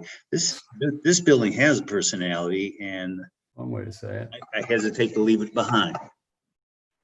Oh, we're gonna make them better, Steve. You know, we always do. We have Well, our better discussions. as in Westlake better or better in Chagrin better? Chagrin better. We're not in Westlake. We work in Westlake, it's a different animal. I mean, you're at Crocker Park. and Well, doing I all agree. that I stuff, want to keep you it know. that way. Yeah, we're on the same, we're on the same team. Yes, we are. We always get along. But you push hard. We got to push hard. Well, you get, I get passionate about what we do. Yeah, I know where you park your car. Yeah. Not that hard to figure out. Oh my That's God. why So we need the Steve, law did you put director. a motion on the table? Did you put a motion out there? You want me I to? heard a revise and resubmit and then a whole lot after that. So I'll second that if you did. Thank you. So we have a motion by King, seconded by Naylor to revise and resubmit. Could we get a statement from you guys that generally it's going in a nice direction? And the planning Absolutely. commission consider it? The way we push and shove, and we always end up in a good place. We like the general feeling of it. And it's going to go someplace good once we're done tinkering with it. So Okay. you That's tell what me. we need for the planning commission. Thank you. Okay, Okay. you got that. I'm So I'm speaking for gonna- myself here, but Yes. Let's call the roll. So here we go. Naylor, Yes. King, yes. Childs. Yes. Thank you. Thanks, Agree. Rick. Thanks, Rick Duty. You got your screen Thank back? you all right? all. Thank you all. Thank you, everyone. All right, thanks. Thank Very good you. discussion. Why can't they do that on Thursday, huh? What's that? Have a spirited discussion without name calling. huh? Oh, Oh, yeah, good luck. that Thursday. Yeah. They're gonna cut everybody's mics off. You don't, you Yeah. won't be able to talk. For part of it, yeah. Yeah. Yeah, good luck The with open that. discussion is still open. Okay. Great day. Thank you. All right, thanks. Thanks, Rick. Thank you. Thanks. Bye. 47 Maple Street, Johnson. We have an HSR involving this place, interesting place. Prospectus. It is historically significant. It appears on the 1913 map. All the usual characters. The issue is replacing the 1/1 windows with not historic windows, moving a door on the east side. It became muddled because they, I don't know whether they not only stand behind their windows, they stand on their windows, and they're sitting on the front porch. And so we're coming in late, evidently. The house had an addition done on the back, which has some newish windows, but they're on the back. Comments from prospectus pointing out that it has an adverse effect, does not follow the guidelines, and has an adverse effect on the design and historical significance of the house and those in the neighborhood as well. Alterations shall be compatible in scale, material, and character with the design of the subject property. We're not having a lot of that here. The new feature shall match in old design, color, texture, and other visual qualities whenever possible. The going to muttons all over and having the muttons inside the glass. And I would add the house next door has one light muttons and be in stark contrast to the beautiful windows that are next door. Referencing earlier in today's discussion with another property, we don't approve vinyl windows except under the most outrageous of circumstances, and that's not here. I move to receive the report from Prospectus. Second, Okay, motion by King, seconded by Naylor to receive the HSR from Prospectus. Naylor, yes. King, Yes. Childs. Yes. Okay. Uh, Christie, Let's have a presentation. Harry, do you have comments to fill in? It's a little bit of an odd situation. just the backstory on this, the house was purchased, I believe, last year. They're doing some interior renovations to the home currently. And it's my understanding that there's still some more work to come, whether it's an addition or interior renovations, they still need to be completed. The current status of the house right now, it's gutted. And I don't think there's any insulation. They removed all the drywall, plaster late last year. And it's kind of right now in just a state of getting buttoned up. So that's the backstory with it. They do have a grade plan into us for drainage. They want to do some drainage to the rear yards and tie into the public storm sewer. That is currently under review with the village engineer. So that's all I can tell you. Thank you. That helps. Harry, this is Christy. I have Daryl on the phone. He'd like to address the panel. Yeah, Daryl's fine. Daryl is the general contractor for the applicant, so that would be okay. Go ahead, Good Daryl. morning. I show him as unmuted on my side. It looks like he may be having some technical difficulties. Give us a moment. Okay.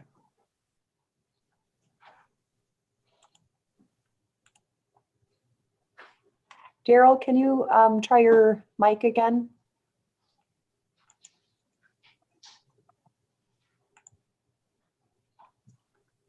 Hello? There you are. We hear you now. We do? I think that did. was Phil. That was me. Oh, that was That was Phil. Phil. Sorry. Yeah. Sorry. Daryl, try one more time. Those two other numbers are muted right now. There are two. I asked those to unmute if they would like to. I'm giving them the option. Any call in. I've opened the phone lines. In addition, I have someone identified that logged in by the name of Daryl, and I've allowed you to speak as well. I don't know what else I can do. Hello? Oh, I think I'm on Yes, you are on. Is this Daryl speaking? speaking. Can you state your name in relationship to the project? Daryl Duraco, general contractor. Okay, Daryl, the floor is yours. Well, basically some background, how we got to this point.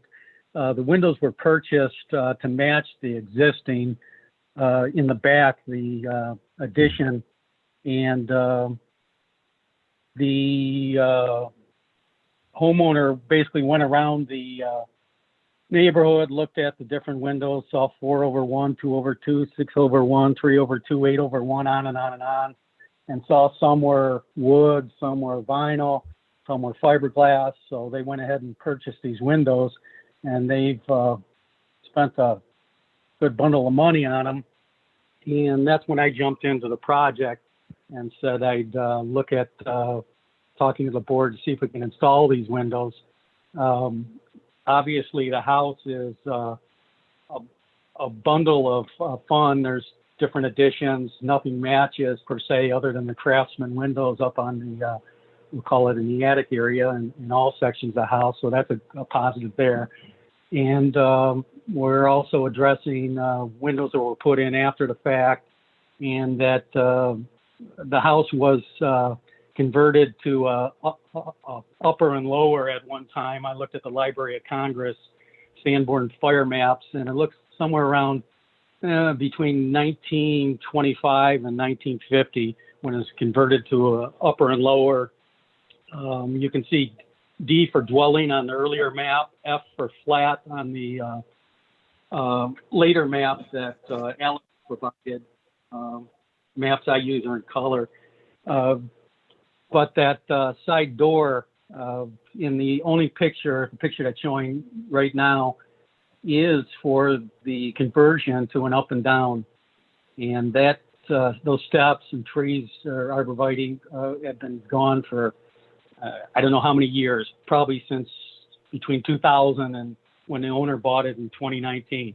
Also, historically, the owner thought this was a 1930s property based on Realtor.com, where they found the property, and it's listed as 1930s. They were surprised when I told them after reading the report that they're going easily 1913, if not earlier.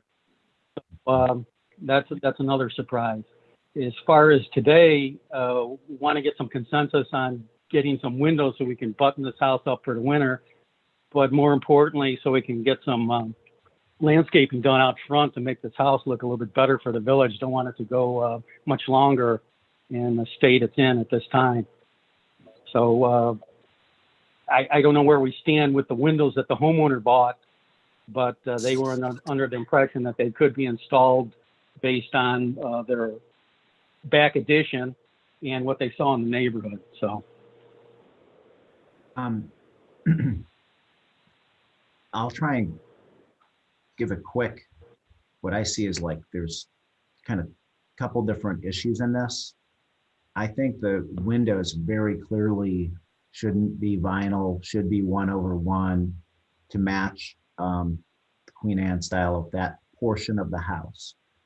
My second point is, I think that back giant addition that's been actually so problematic for this house in a way, because it was, I think, very poorly designed and it's from around 2000 or in the 90s, I think. All those windows are 6/6 and have muttons.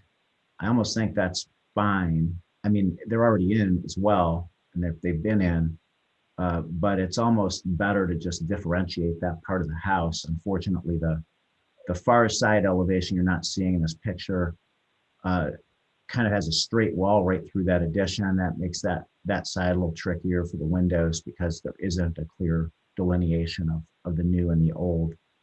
And then the third item I think really got to look at is this door. And I think something architecturally needs to replace the door, but I do think that door is problematic. It's at a half level, it's floating in space, and should all go away.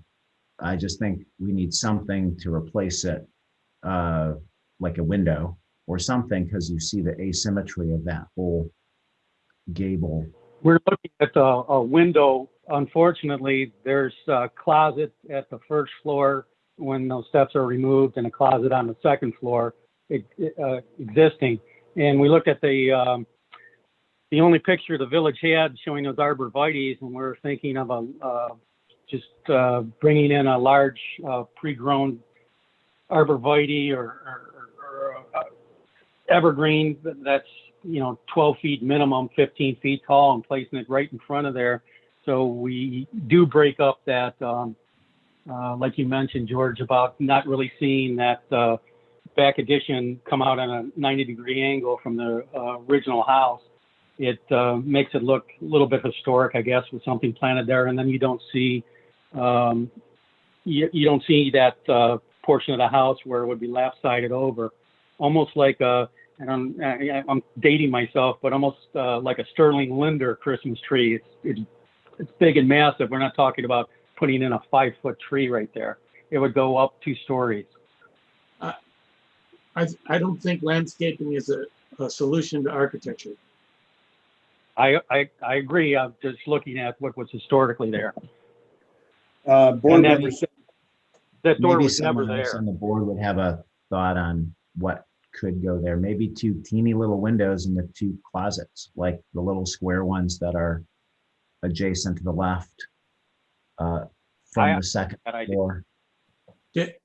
So when they pushed this house back from a up-down duplex to a single-family home and added the addition in the rear, they abandoned this door and the steps? No, No. hey, No, Phil, this was the house. let me historically- check something here.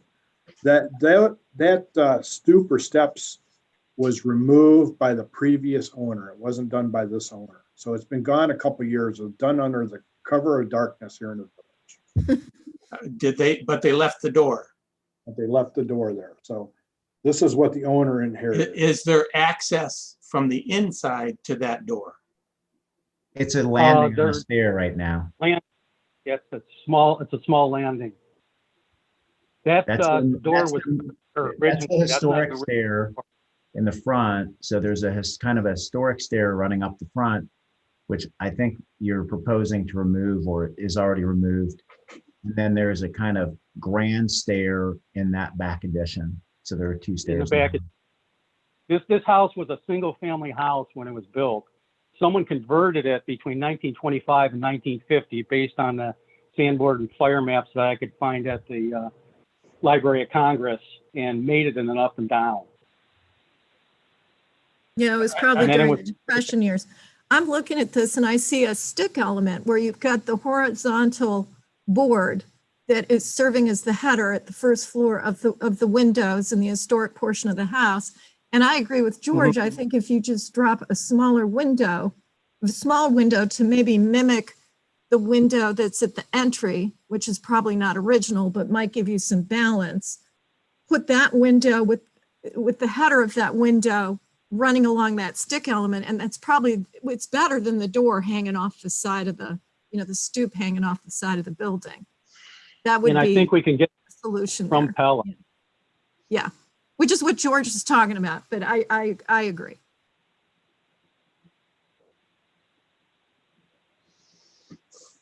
As far as the proposed new windows at the owner, the vinyl with the integral mutton bars on it, this is, as was mentioned, is a Queen Anne style house.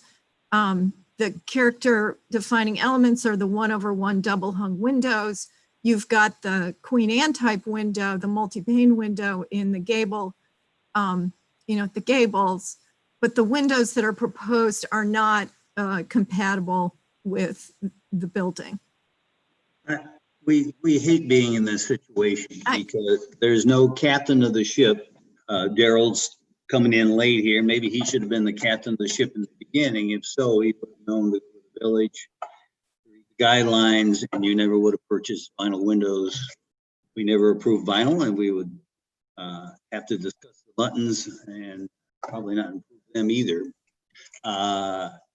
It's unfortunate when a homeowner or anybody moves ahead without checking with the rules. But we still, it's a retired old lady. It can be a beautiful house.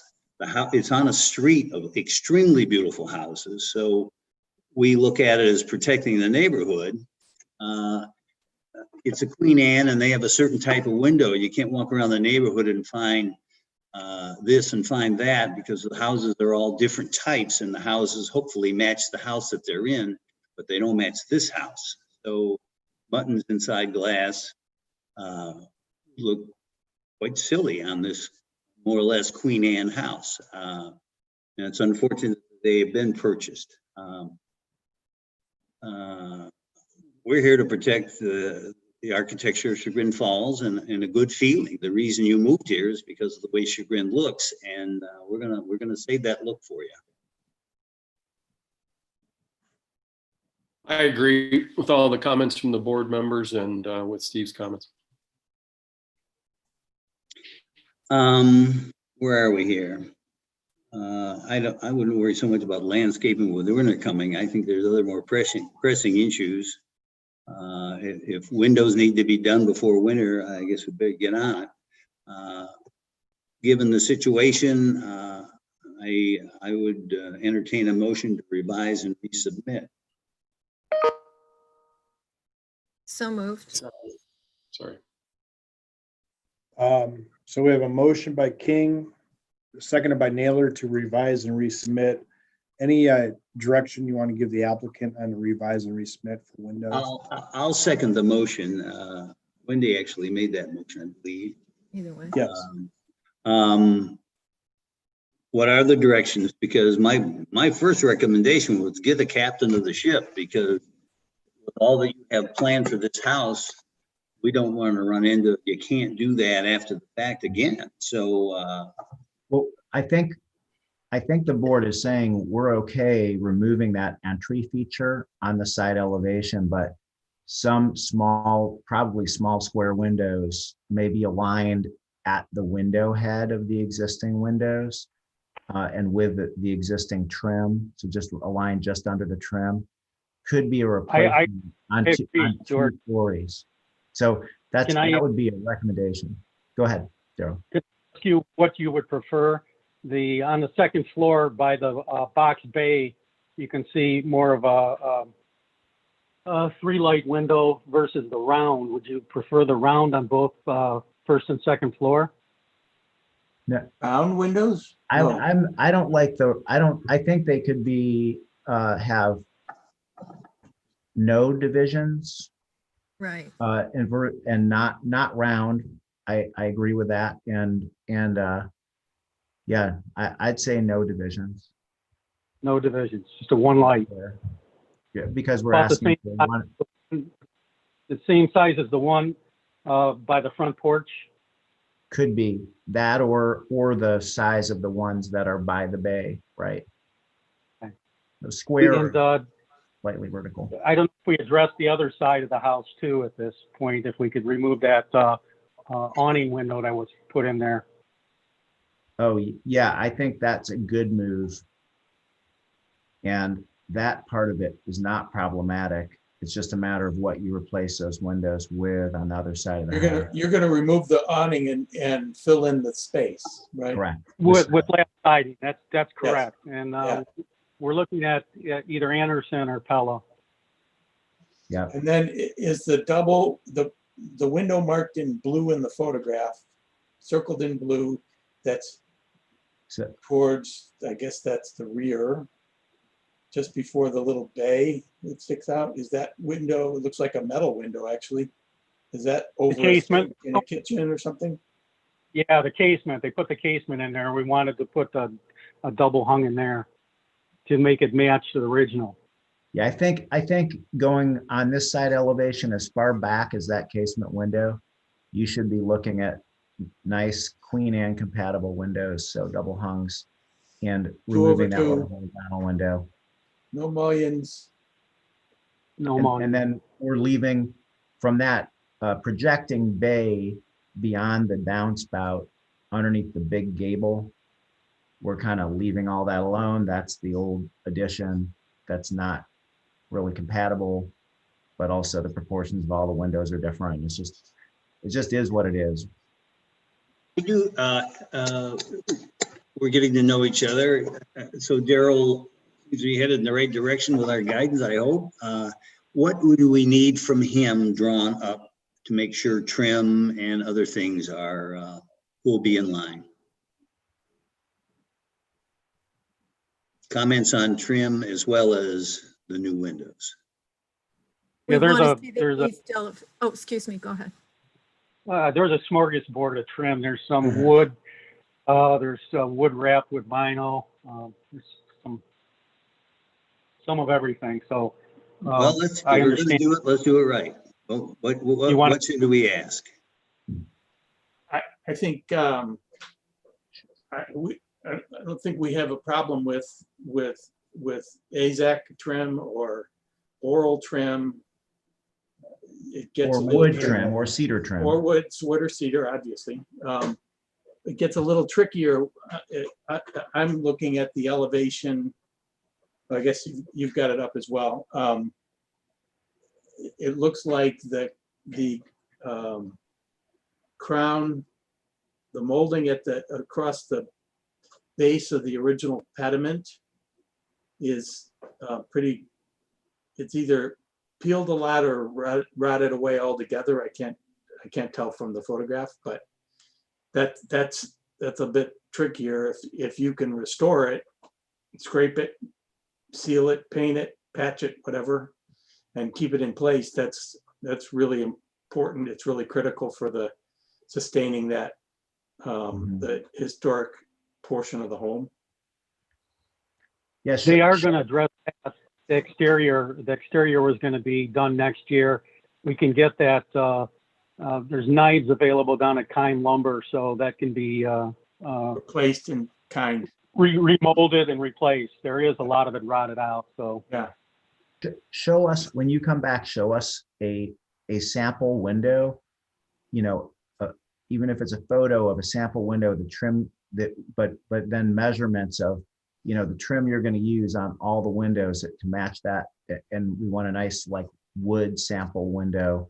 One of the windows that is the Queen Anne style, looks more original, and how you're going to match that.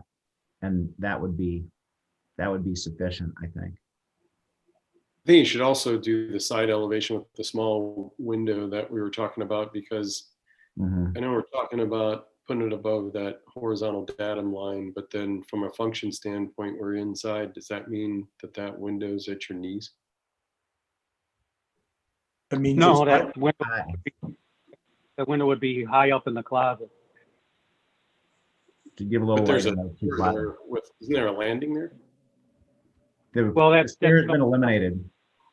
Oh, it's going to The be landing, it's not code compliant to begin with.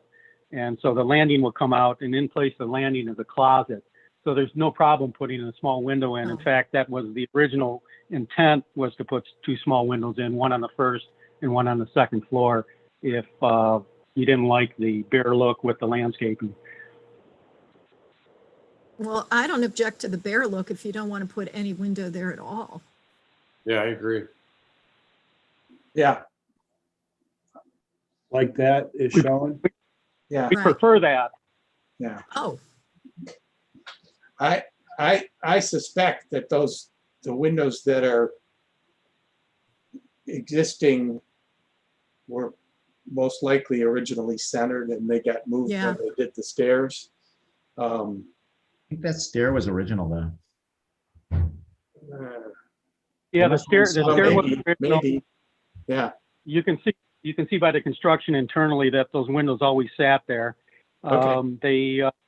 They buttoned up the staircase. It was an open staircase, and they buttoned it up sometime probably between, like I said, between 1925 and 1950. You can see that because we have all the lath and plaster and drywall ripped down. yeah, because the second floor is off center too. So I something's bet going there on. was a window where, I bet there was some kind of window where, you know, at the landing originally. Might have been. Okay. That's gone because of door fix place. Okay, well, is that good guidance? I think we're in the middle of a motion. Sorry. Yes, particularly, we want to see where you're going with drawings and examples. So the motion was to revise and resubmit, I believe. Yes, it was. Let's call it. Okay. Childs, Yes. Naylor, Yes. King. Yes. Okay. Thanks, Daryl. Thank you, Harry. Thanks, board. Thank you, Darryl. Thank you. How about an easy one? Yeah. 124 Elm Court, Rogers. Harriet, I've promoted you to a panelist, so if you could turn on your video and unmute.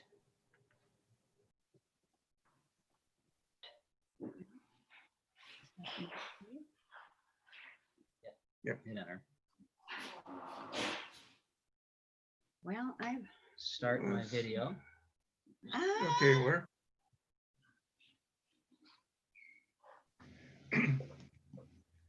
We can see you. Wonderful. Good. Good. We're here. Yes. Good morning. Morning. Good morning. Good morning.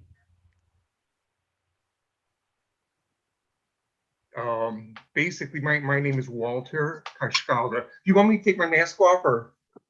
Sure. Okay. You're fine. Yeah. I don't know whether you could hear me or not. It's Walter Kashkalda. I'm an architect. We're asking for approval of a 12 by 14 sunroom on the back of an existing house. Basically, it's you don't see it from the street except from one angle, a little, short portion of it. And it's matching the existing siding, the existing windows, the existing roof pitch, the existing materials. That's pretty much, it's a sunroom. And yeah, it does look very straightforward. It's not going to have an impact or, any negative impacts or anything like that. No, it's not a historical building or, anything, so. My only comment would be maybe just tweak those windows in a teeny way so that all the heights of all the windows are the same, and that the space between the windows is consistent around the three sides. Because I think that might be a little odd from the interior. It's a bit odd from the exterior. But so that'd be my only, and that's a tweak. Maybe we could Sure. approve as noted. But what do you board members? George, this is preliminary, so I'll have to come back. Oh, okay. Yeah. Great. Yeah, I agree. This is a little heavy right here compared to this over here. Okay. And then it'd be nice if you could get these equal at the corners instead of having trim die into each other. I mean, if it's possible to, so you don't have all these odd conditions on the outside, like every condition's different. If you can get symmetry, it'd be great. If you could try. But Yeah, we could certainly have a look there, of course. Okay. so maybe we can approve. That's none of that is about the massing. We can approve this preliminarily as noted. Would think so. So then what happens? Do I hear a motion? So moved to Preliminary approval. for preliminary approval, pardon me, of plans as presented with adjustments to window configuration. Very good. Second? Okay, we have a motion by Naylor, seconded by King for preliminary approval. Naylor, Yes. Childs, Yes. King. Yes. Okay, Okay, thank you. thank you. Thank you very much. Thank you both. Yes, it'll be great.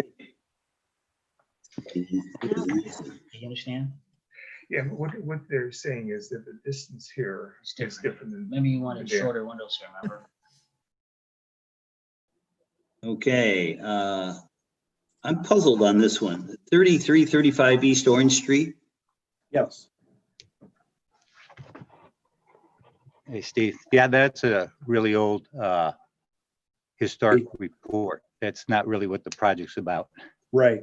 Good. Once again, Steve, this was an HSR that was completed back in 2013. And I just give you the information up front. If you think prospectus needs to update it, that's your call, but you can move ahead from there. Oh, let's go ahead and see where this goes. Good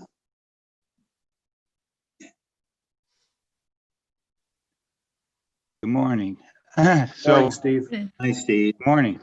So this project was presented and approved in form back in 2014, so some 6 or 7 years ago, I guess. And basically it involved removing a garage that you see kind of highlighted in that right corner of the property. And then there's an attached, and then they're building an attached garage. At the time, it was anticipated to be a one-story garage and a one-story link. And since the owners didn't execute that at the time, they never built it or anything, they have thought about it some more, and they thought that since they're building all this, maybe they should take advantage of the footprint and try and get it adjusted a little bit where they could get a second floor bedroom. And that area, which is really hard to see, kind of shows it sits next to the Ohio, the AT&T Exchange building there. So it's just a few feet off the property line. Our addition, of course, anticipates pushing it a little bit further so that we get away from building code conflicts and some of the issues related there. But it's basically a little bit over 3 foot off the property line and 5 foot off the rear line. that, yeah, if we go to the first floor plan, I guess. So there's, so the connection in the two-car garage is pretty consistent with what was presented earlier. But they want to, so now what we're going to do is put a basement under the whole, under the garage and under the pantry area there. So they'd have a full basement, and you'd access the second floor above the garage to second floor addition over the top of this. So we could probably skip down and take a look at what we're talking about. That's just the corridor and the bedroom and the media room upstairs, roof plan. And so here is what we're proposing to do now. It's a upright and wing L Greek Revival building that we're just looking to pretty much pick up all the details from it. It's a fairly high roof over the garage, so we thought an eyebrow little detail over that to break up the scale and bring it back to a little human scale would be a good thing. I wanted the connecting piece to be a little bit lower than the original house, so we actually broke it and let that dormer run through the eave. This side is the Bell Building side, and you can, it's very close. That's with the connector there. It's a little bit limited in windows, and some of that has to do with fire separation issues and what we'd have there. It's kind of a little bit of a mix on this building because there's been a couple additions where they went with some 6/6 windows, but primarily the original building is 2/2. And so I felt that was a little bit more appropriate for matching the building to the original. So that's this elevation is impossible to view. Yeah, exactly, Steve. It's impossible to view. So we put the windows in more for the interior light. I've actually dotted. It's really kind of hard to see on this, but on the west elevation, you can kind of see the outline of the masonry building next door. There, it kind of runs higher than our gables and all. So, what's the step back? I'm not looking at the plan, so yeah. What's the step back from the back corner of the existing house? What is the step back? Yeah. What is there a little jog? Yes, there is a step back there. It's like 6 inches or so, just to break that roof so that we don't tie into that existing roof line. And I left that section up higher because there are only 7-foot ceilings in the existing upstairs. The whole upstairs is really 7 foot. So in order to access that back media room, I needed that full height back there. So this side, we ran it through at the same bearing. Can't see it, literally can't see it from anywhere. I had to kind of push through trees and bushes and stuff just to get a photo of it, so I knew myself what was going on. But that matches the pitch. We're going to match all the siding and rake details. And I noticed that my elevations, the gables, aren't quite drawn like they to match the existing. They should be. So I'll have to correct that issue. Otherwise, we'll be running the freeze board through just to match the existing. It's wood trim. We're going to match the existing siding, paint it, keep it all consistent with what's there. I think this is a nice project. Yeah. I think it works. Yeah. I lived in that house 40 years ago. You just went on the bill. It had an access only from cottage. There was no front drive. It was a rental. Oh, really? Really? And I rented, my wife and I rented the upright, but not the wing. Mrs. I see. Tyler lived in that tiny little space. Is that right? Yeah. That's pretty fascinating. The Pryors owned the house. They live on the beautiful house on Cottage that was moved from the parking lot of the Lutheran church. That's interesting. Well, this is nice. I did the first floor. I did the last floor. around. I remember that. And this is a, hopefully, gets them more space and Yeah. not double the space or space and a half from what they originally proposed. It's pretty tight coming into that second floor, but I Yeah, think it's a nice way to grab that second floor space for over the garage especially. And it's nice. Not sure about the shutters. Hey, Steve is the going upstairs of the original staircase. Is there still about a 8 or a 10-inch molding covering the header of that stairs? Going upstairs, yeah, I don't believe that any of that has been altered over the years. Yeah, I had to alter that in order to get a queen size box spring. Unbeknownst to the landlord. Oh, really? A little surprise for him, huh? Yeah. Well, no, it was well done. He couldn't tell, but it was. So why do you have a 10-inch header over a staircase opening? Your work is still intact. We're going to leave that for history. I have one, I think you mentioned it, Steve, but I want to just kind of clarify. I think that the molding and trim details around the exterior windows should be accurately matched, and I think that might be what you were talking about. Yeah. Right. I don't know how people feel about the sort of the drop down or the casing band that runs around the bottom of the dormer window, but I personally think it should be a consistent, 2-inch sill or a sill with an apron or something. And possibly, I could be off base on this, but possibly since you're dropping that down, which I think is nice between the two matching Western Reserve forms, maybe that freeze board gets narrower in that little. Yeah. So that I see that where it might want to line up with the old one. Yeah. And so it's be a almost little just bit comes smaller. down into it, but I mean,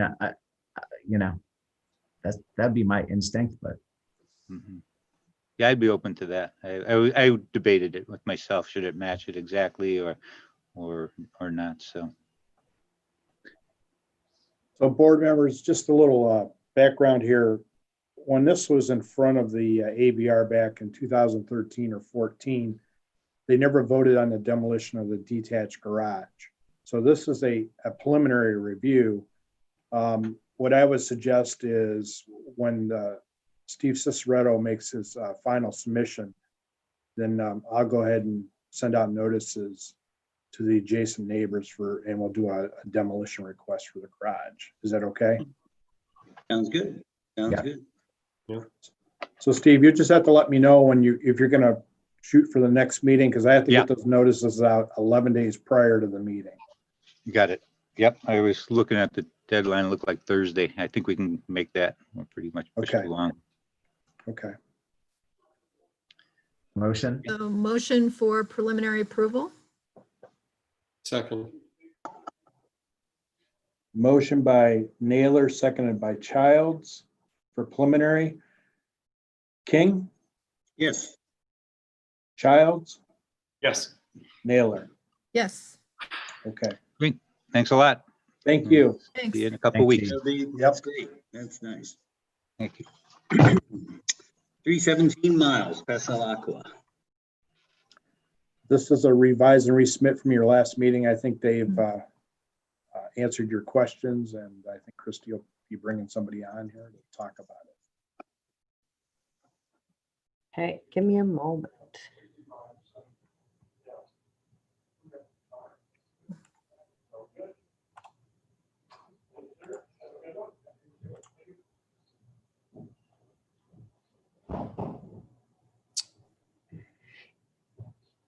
If there are attendees representing this project, could you raise your hand, please? Thank you, Sue, I see you.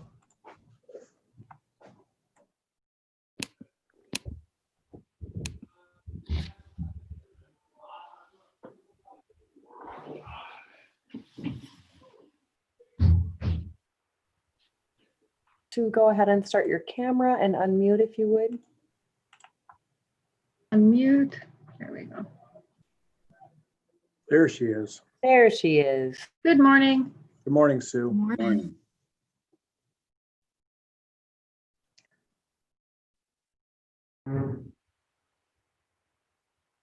I'll turn it over to you, Sue. You can kind of explain your changes from the last meeting. Yep. Okay, so you had made actually three separate comments, and we complied with each of them. And I put revision clouds around just so you could find it more easily. But you asked us to clip the back side. The front side we clipped to match the house. You asked if we could clip the back side as well, so we did that. We did have the siding to match the house. We already had that, but somehow the wrong version of it got into the queue. And then what we updated the overhang so that it's a slope soffit to match both conditions are happening on the house, but you requested for us to match the sloped version, not the horizontal version. So those are the three things that you asked for. Oh, I'm sorry, one more thing. The trim board in between the horizontal siding and the shingle siding, we added that trim board, and we labeled everything to match the existing. So we're trying to make the house match the garage as much as possible. And the window that you show down below is existing, and the Yes. door is existing, and the garage door is existing, and yes, basically the walls are existing, except that you're going to reside them. yes. Yeah. Okay. I think it's a nice solution to a ugly garage, an improvement to an ugly garage. I didn't. I move to approve as presented. Second. Motion by King, seconded by Naylor. Childs, Yes. Naylor, Yes. King. Yes. Thank you, Sue. Thank you. Have a good day. You too. Bye-bye. 289 North Street.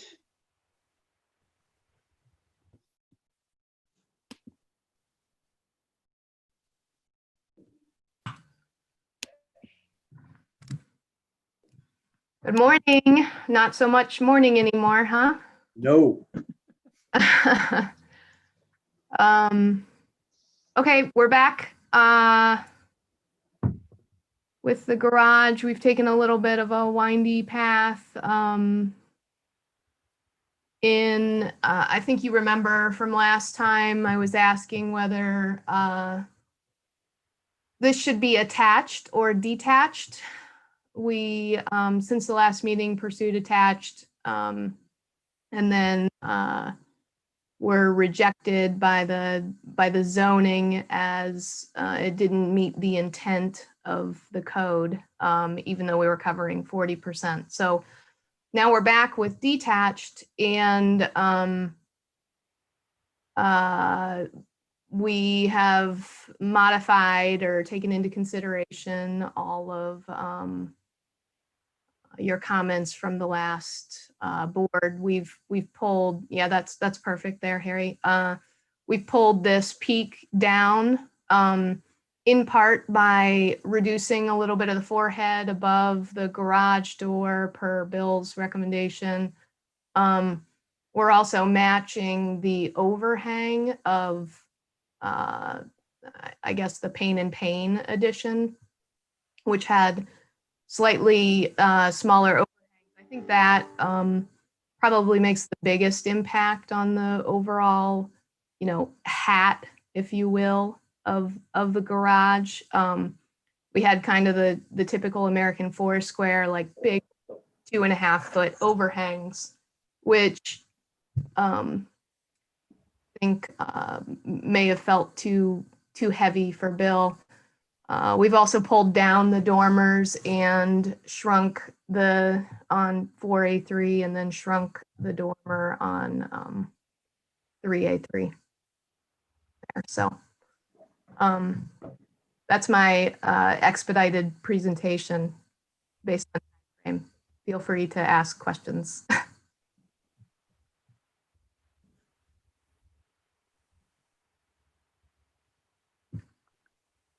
Hopefully I wasn't on mute that whole time.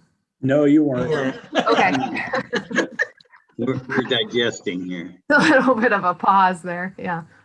I'm on mute. I'm recused. Is that all retaining wall between the new garage and the house? It's not showing in the picture currently. Yeah, it's I don't know if you want to pull up the model, but this is deck now. Taking out the deck and putting a nice sandstone patio.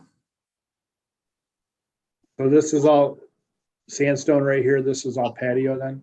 Yep. Yep. Raised patio. Raised patio. Exactly.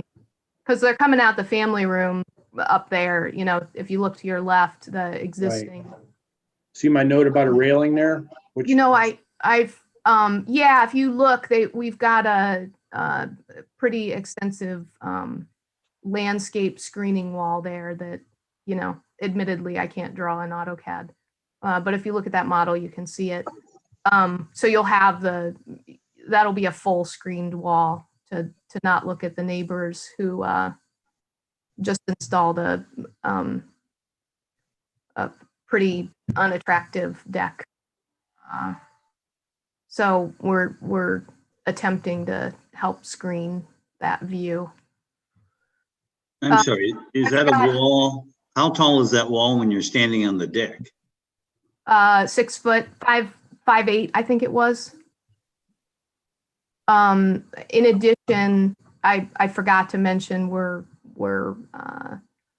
doing copper accents, gutters, and downspouts on the new garage and the existing home. But I don't think you heard the question, but it's Harry shows it as a railing question mark. If it's 5 feet, you're going to need some sort of railing, not vegetation. Oh no, it's 5'8" tall, the screen wall, and I think you might have to pull up. We did a 3D rendering just to help you guys. Becky, you want to do a screen share? You know, a screen share, Becky? I can. I'll stop my screen share and you can pull up the wall.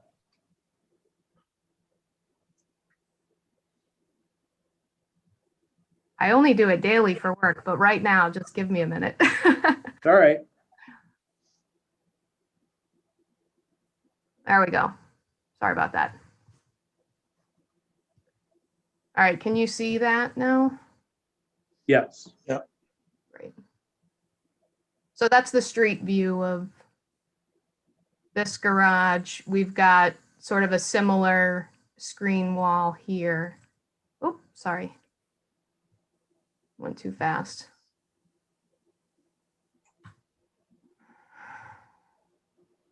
There's your, I can't draw that in AutoCAD, but it's. What is that, like a board on board fence? It's going to be a fencing with landscaping in it, like a green wall. Okay. It'll have the push, the 100-pound pressure, you know. And I don't have a picture of the neighbors, but. So that's like a glorified flower box built into the floor of the deck. Yeah, yeah. It's a good way to describe it. This is what's there. I mean, it's got, it's actually got every material that one might consider on any given structure. We've got vinyl, hardy, Miratec, aluminum, board and batten. That's what's there now. So we're just, you know, trying to make something a little bit more elegant that gracefully comes down rather than perched up. You know, this site's tough because it falls off to the back. So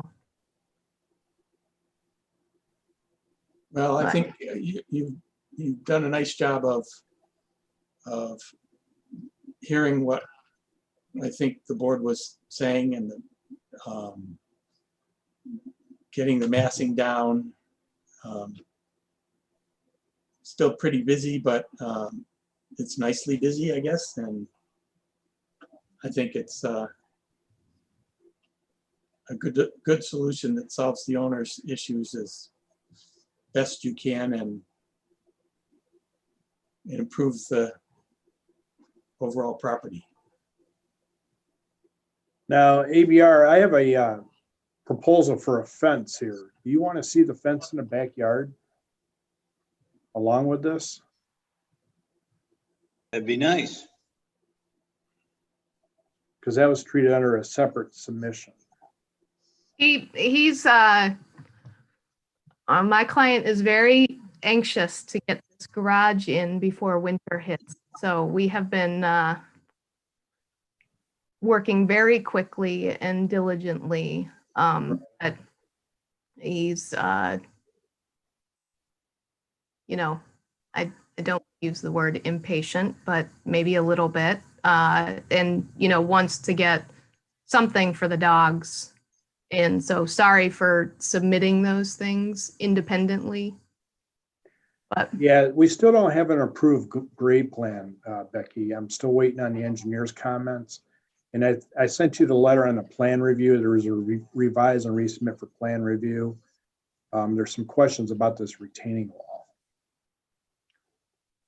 yep, we're happy to follow up with whatever you need. I mean, Rich, we just so the board knows, we're working super hard with the neighbor next door to try to make this as good as we possibly can, to even to the extent that, you know, my client is paying for improvements on their property. So, you know, that's the best I can offer. Technically, if you want us just to leave that there, that's an existing condition. Right. Fine. I mean, we're offering to improve it in a pretty significant way. So I think that should all get worked out. But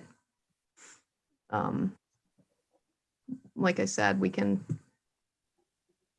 just leave that big ball of rocks if that's a preferred path forward.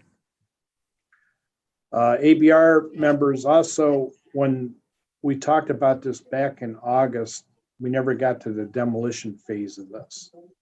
So how do you want to handle that? Send out notices again, because trying to work with Becky here, she was on 11-day submission deadline, but there was no way I could get notices out when she made her submission. So we still need to do something with the demolition of the existing building.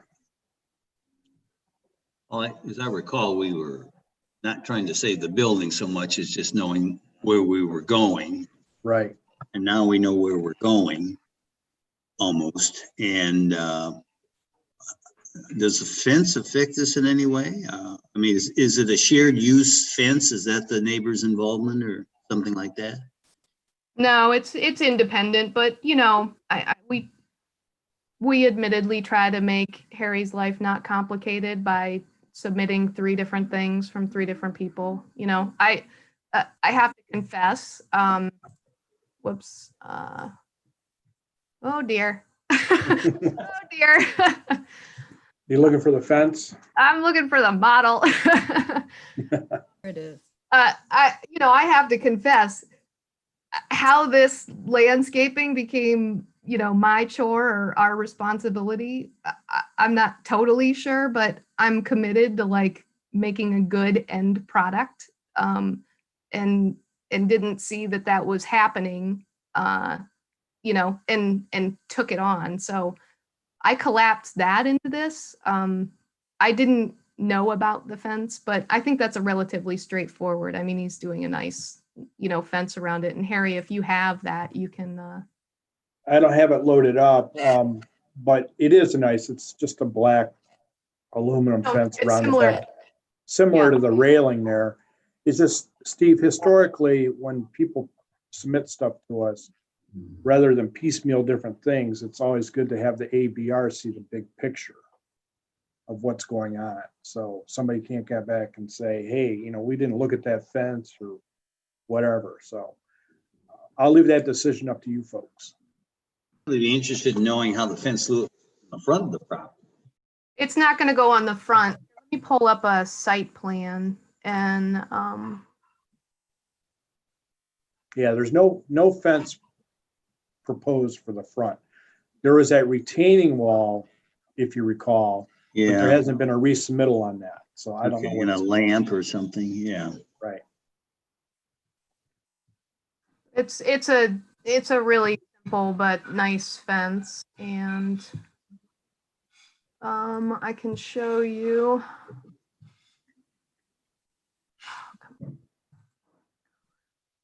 That fence will go, can you see my little hand here? Yes, we can.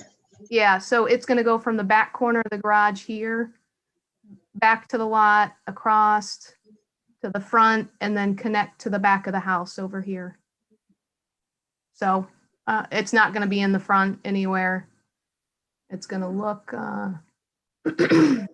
like that, you know, black or powder coated aluminum that we were Where does it attach to the house? On the first corner or the? on the very rear corner on this side, and on the very rear corner of the garage on this side.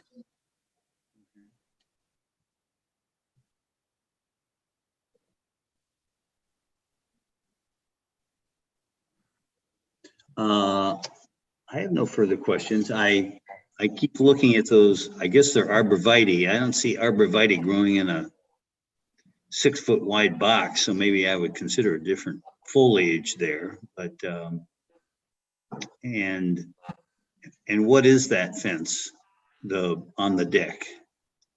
At least it looks like a fence or a wall, maybe call it.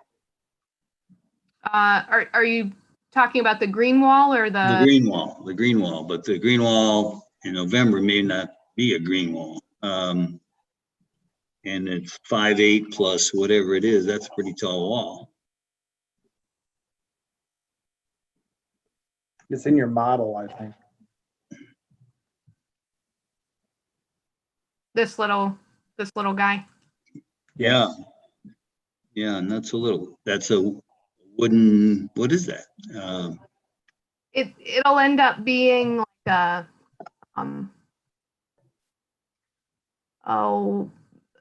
6-inch wooden lattice like wall structure. And Steve, if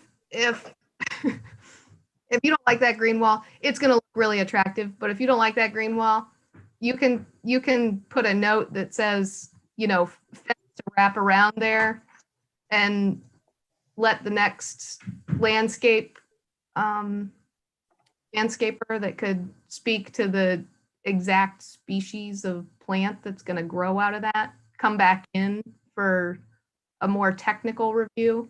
Yeah, I'm going to tell you, I'm like out of my league in plant species.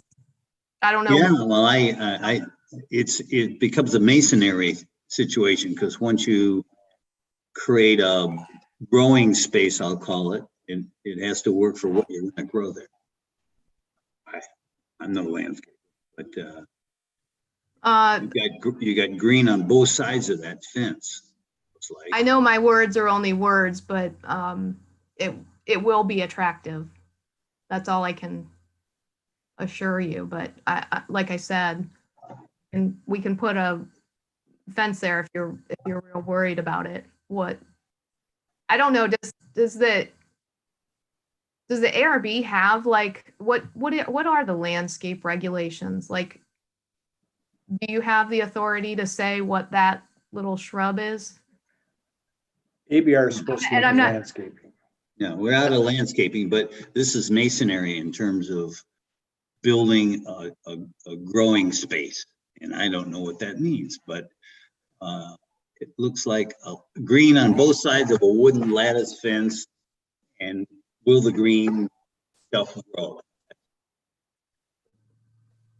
Because it's 5'8" plus another 5 feet, it looks like. And so we're gonna need some kind of green, because I don't know what, you don't want to look at the neighbors, but neighbors probably don't want to look at a 10-foot wall.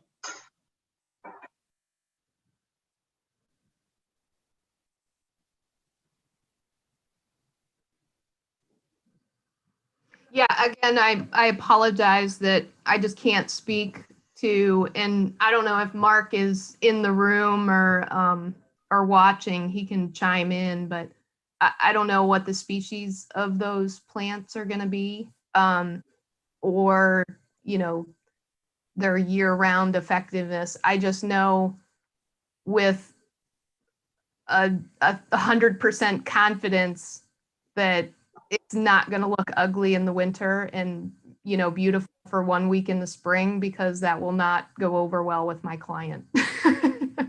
I mean, but I guess where my head goes with this is if you are planting the green wall with a base of soil, how are you incorporating that into the porch? Are you just making a big planting box, draining off of that? Or is it going to be a green wall like down at the Westin Hotel, you know, where you have a green wall that's seems to have a watering system integrated into it? I mean, yeah, I don't think part I go to is if you're digging a big hole, you're already elevated and you've got this wall, and then you're going to have plantings where you're going to have water, and you're putting water into that masonry. That, you know, it's just something to figure out. Sure. No, I totally agree. And from my standpoint, The concept is nice. It's just the execution is the question. Okay. So we're looking for approval, which will lead to approval of demolition as well. Do we have to do public notice for the demo? Well, we had it already. Oh, we And, did? Okay, sorry. All right. and I don't recall any hard comments from that public notice. Do we know anything about that, Harry? There was, there was no comments. I don't recall that we even opened the floor for a public hearing, because in your minutes, it said the demolition was on hold. Well, cumbersome as it is, we'd like to please the architect, and we'd like to please the owner. Right. But we can't forget about the town. If the town was never given an opportunity to speak out.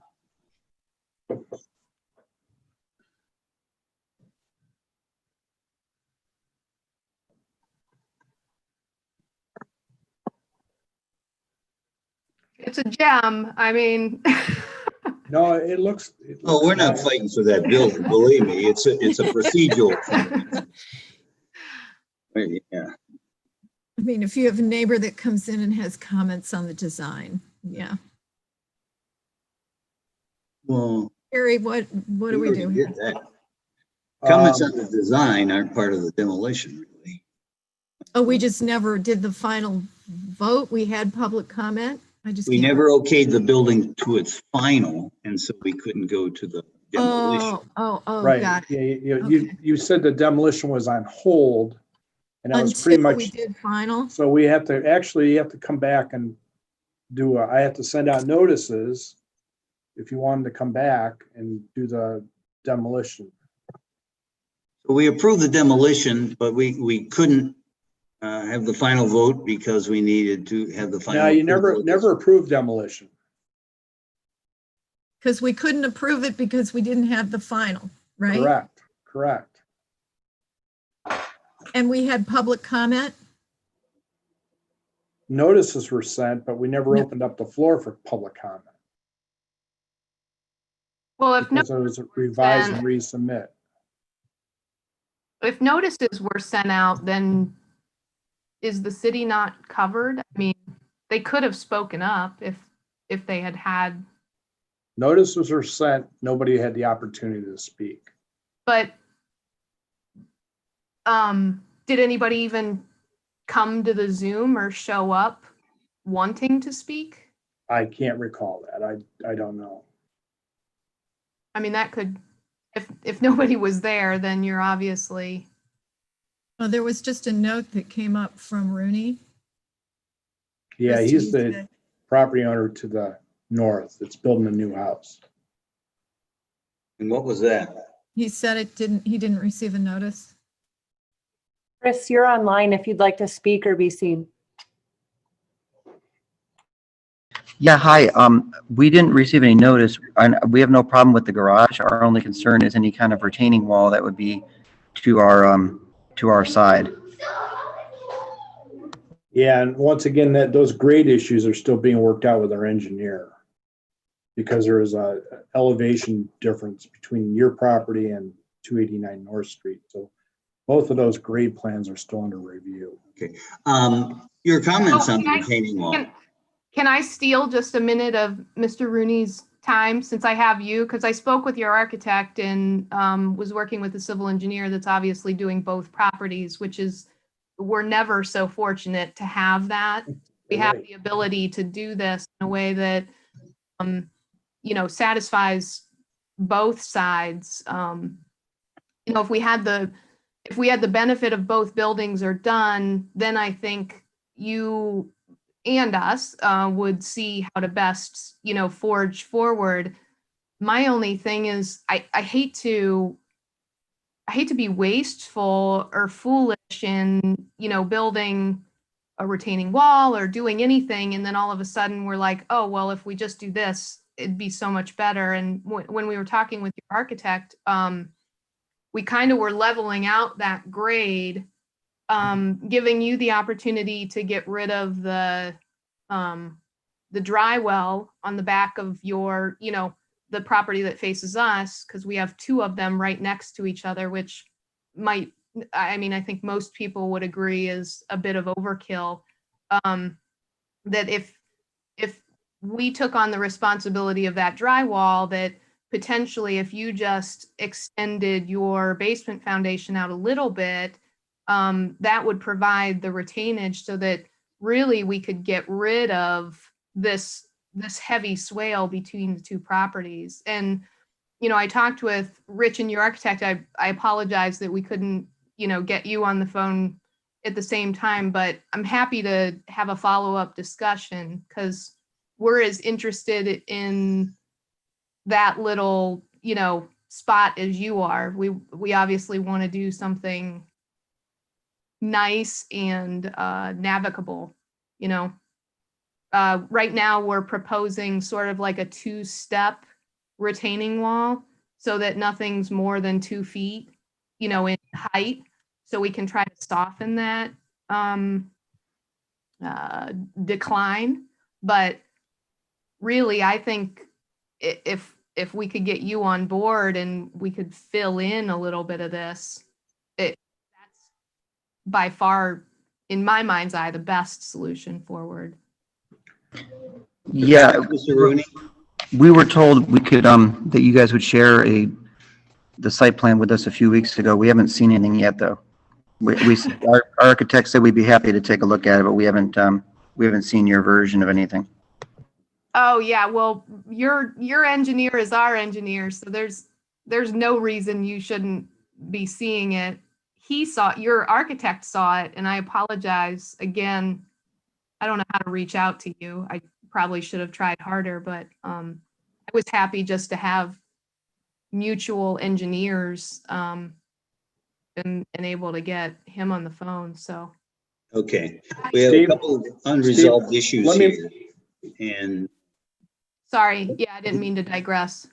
Steve, just let me make a comment here, and I know, Becky, this is not going to set good with you.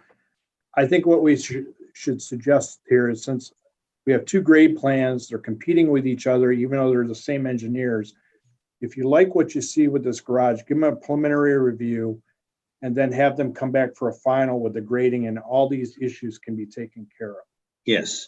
So the only, you're right, that doesn't sit terribly great with me, but the only problem in that, Harry, is that we keep like getting in a logjam. You know, I heard that Mr. Rooney's site wasn't approved, and I'm hearing from the engineer that it's already done. You know, it's easy. I just spoke to our engineer yesterday about both these properties. Both the grade plans are still under review. They're competing with each other. And it's We don't want to important that- compete with each other. We're on the, I mean, Mr. Rooney, can I speak for you? And we're trying to find a mutually beneficial path forward, and somehow getting caught up in the procedural part of this. Like, one has to be approved before they can move forward. I mean, they're just as anxious as we are. You know, we're looking at snow. It's coming. So I know there's nothing we can do about it. anxious. No, I know, but everybody's anxious to get going and not lose a month. But it seems like, you know, one has to get approved, but then, you know, without the other. I just want everybody in the room at one point and agree to it. And if you want to put that in the minutes, I think that's perfectly reasonable. But to hold us up longer, and it seems Even if you get a approval bit today, unfair. even if you get approval today, I can't approve you for, you know, starting, because until we have, one, you get your plans, there's a list of things that a Sure, plan reviewer sure. wants you to do. Plus, I still have a grade plan that's under review for engineer. So you're probably, you know, I don't know how long it's going to take them to review it, but I would think it would be done here relatively soon. Drainage is an issue with the Rooneys and for both properties. So we have to make sure that we're getting our drainage worked out, because the topography of this property, everything drops off to the back. And we're putting water over on the Falls Walks property. So it's important that we get the drainage issues worked out, so we're not creating a problem for Falls Walk. Sure, and both, right now, we're requiring, I mean, Mr. Rooney has to put a drywall on both sides of his property, and we have to put it on the one side, as I understand it. So we've got two drywalls, like literally 5 feet apart or something. I mean, Something like that. They have to be independent. They can't be crossing property lines. They have to be independent of each other. So, and that's what the engineer's reviewing. So, yeah. Does the engineer have all that he needs? Yes, the engineer has everything he needs. Okay, well, we can lay this all on the engineer then, because we can't go forward with a contentious situation. It just can't happen. The idea of. Is it contentious? It sounds like it. Mr. Rooney, There's no agreement on what's needed. I can't tell you what that means. The engineer has to tell us what that means. I'm speaking as myself, like the garage, patio. I would, this isn't holding up the project, but I'd like to know what that growing space is exactly. That's not holding this up, but we can't give you the final here. I mean, we get too many balls in the air, and they all lead back, most of them lead back to the engineer. Yeah, I guess, and that's fine. I'm not going to debate about it, because really, genuinely, I think we do want a common path forward. I mean, I don't want to speak for Mr. Rooney, but we're really just trying to make this the best we can. I guess I was hoping that we could have a final condition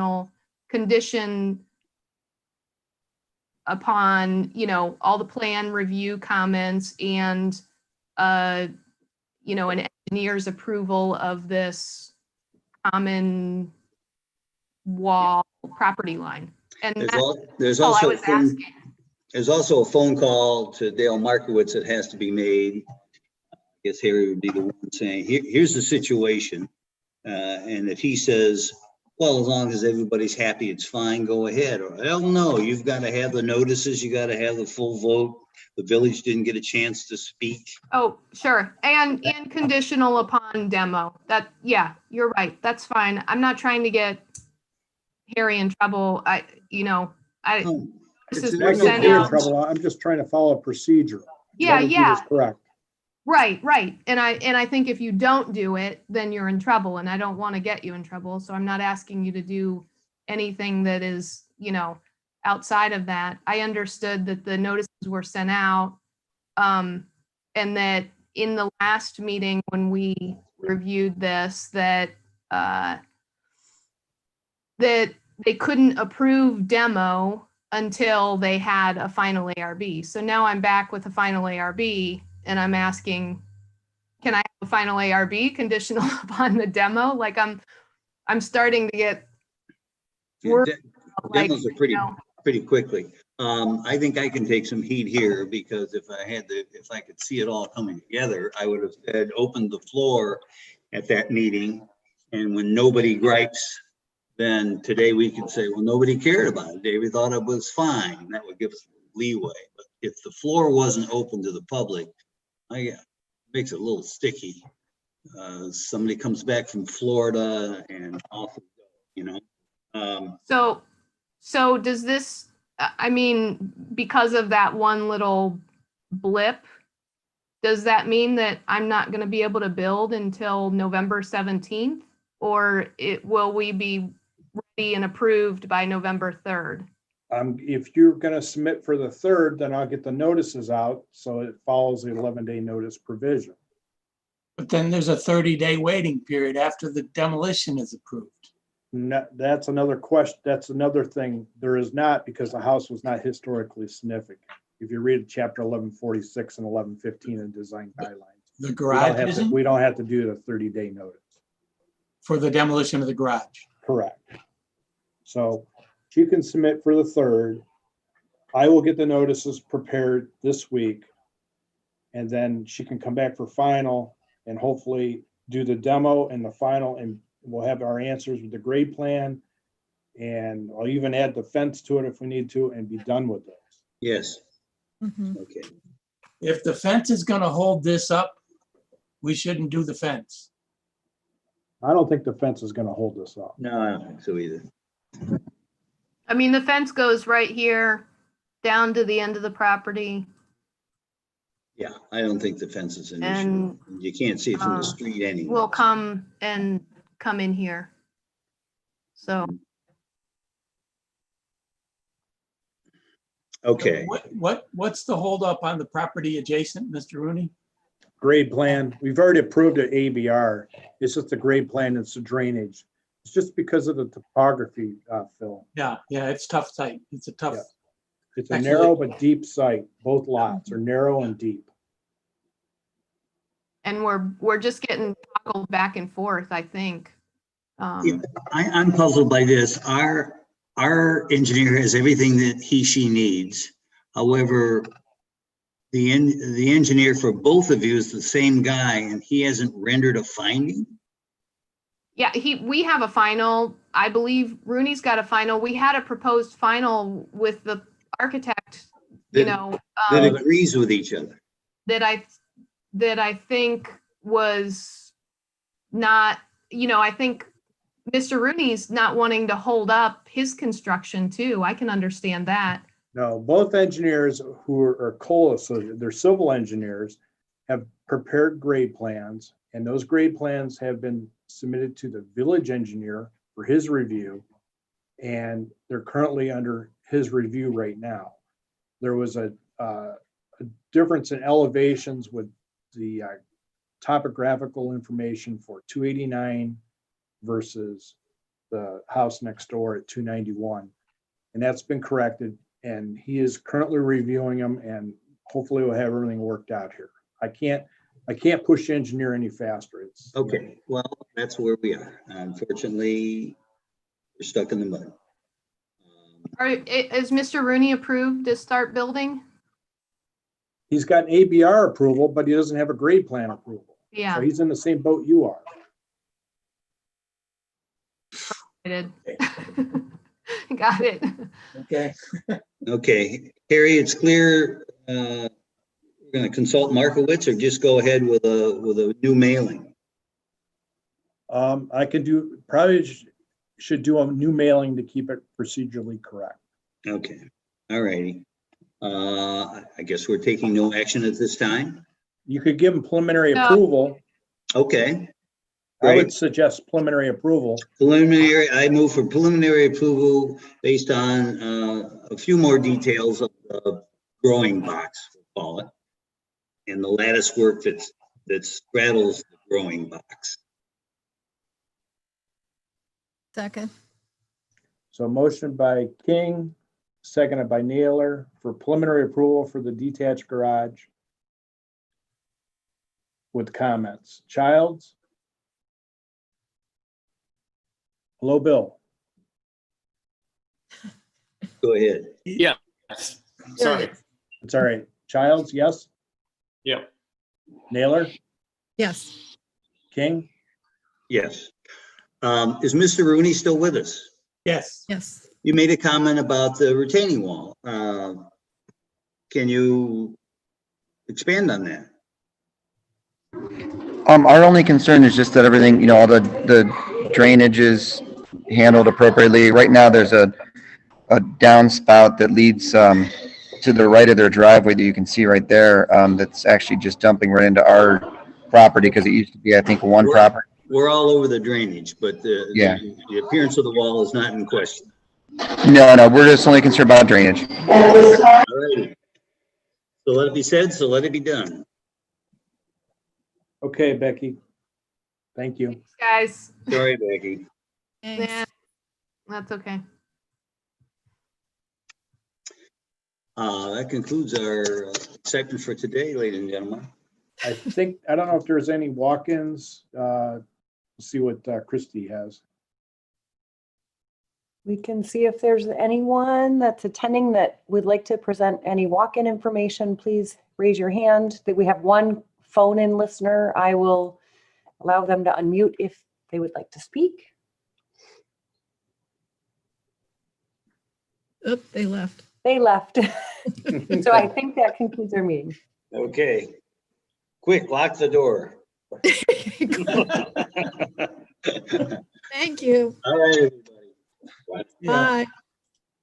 Harry? I motion adjourned at Harry. 11:20. We Yes, need- we need a shorter meeting next time. I'm trying. It's not working. Man, Um, Harry, Motion at 11:28, 27. 27, okay. So I'm gonna put meeting ended 11:27. 27, Yeah. you got it, Joan. Thank you. Thank Sure. you. Thank you, everybody. Thanks. Bye.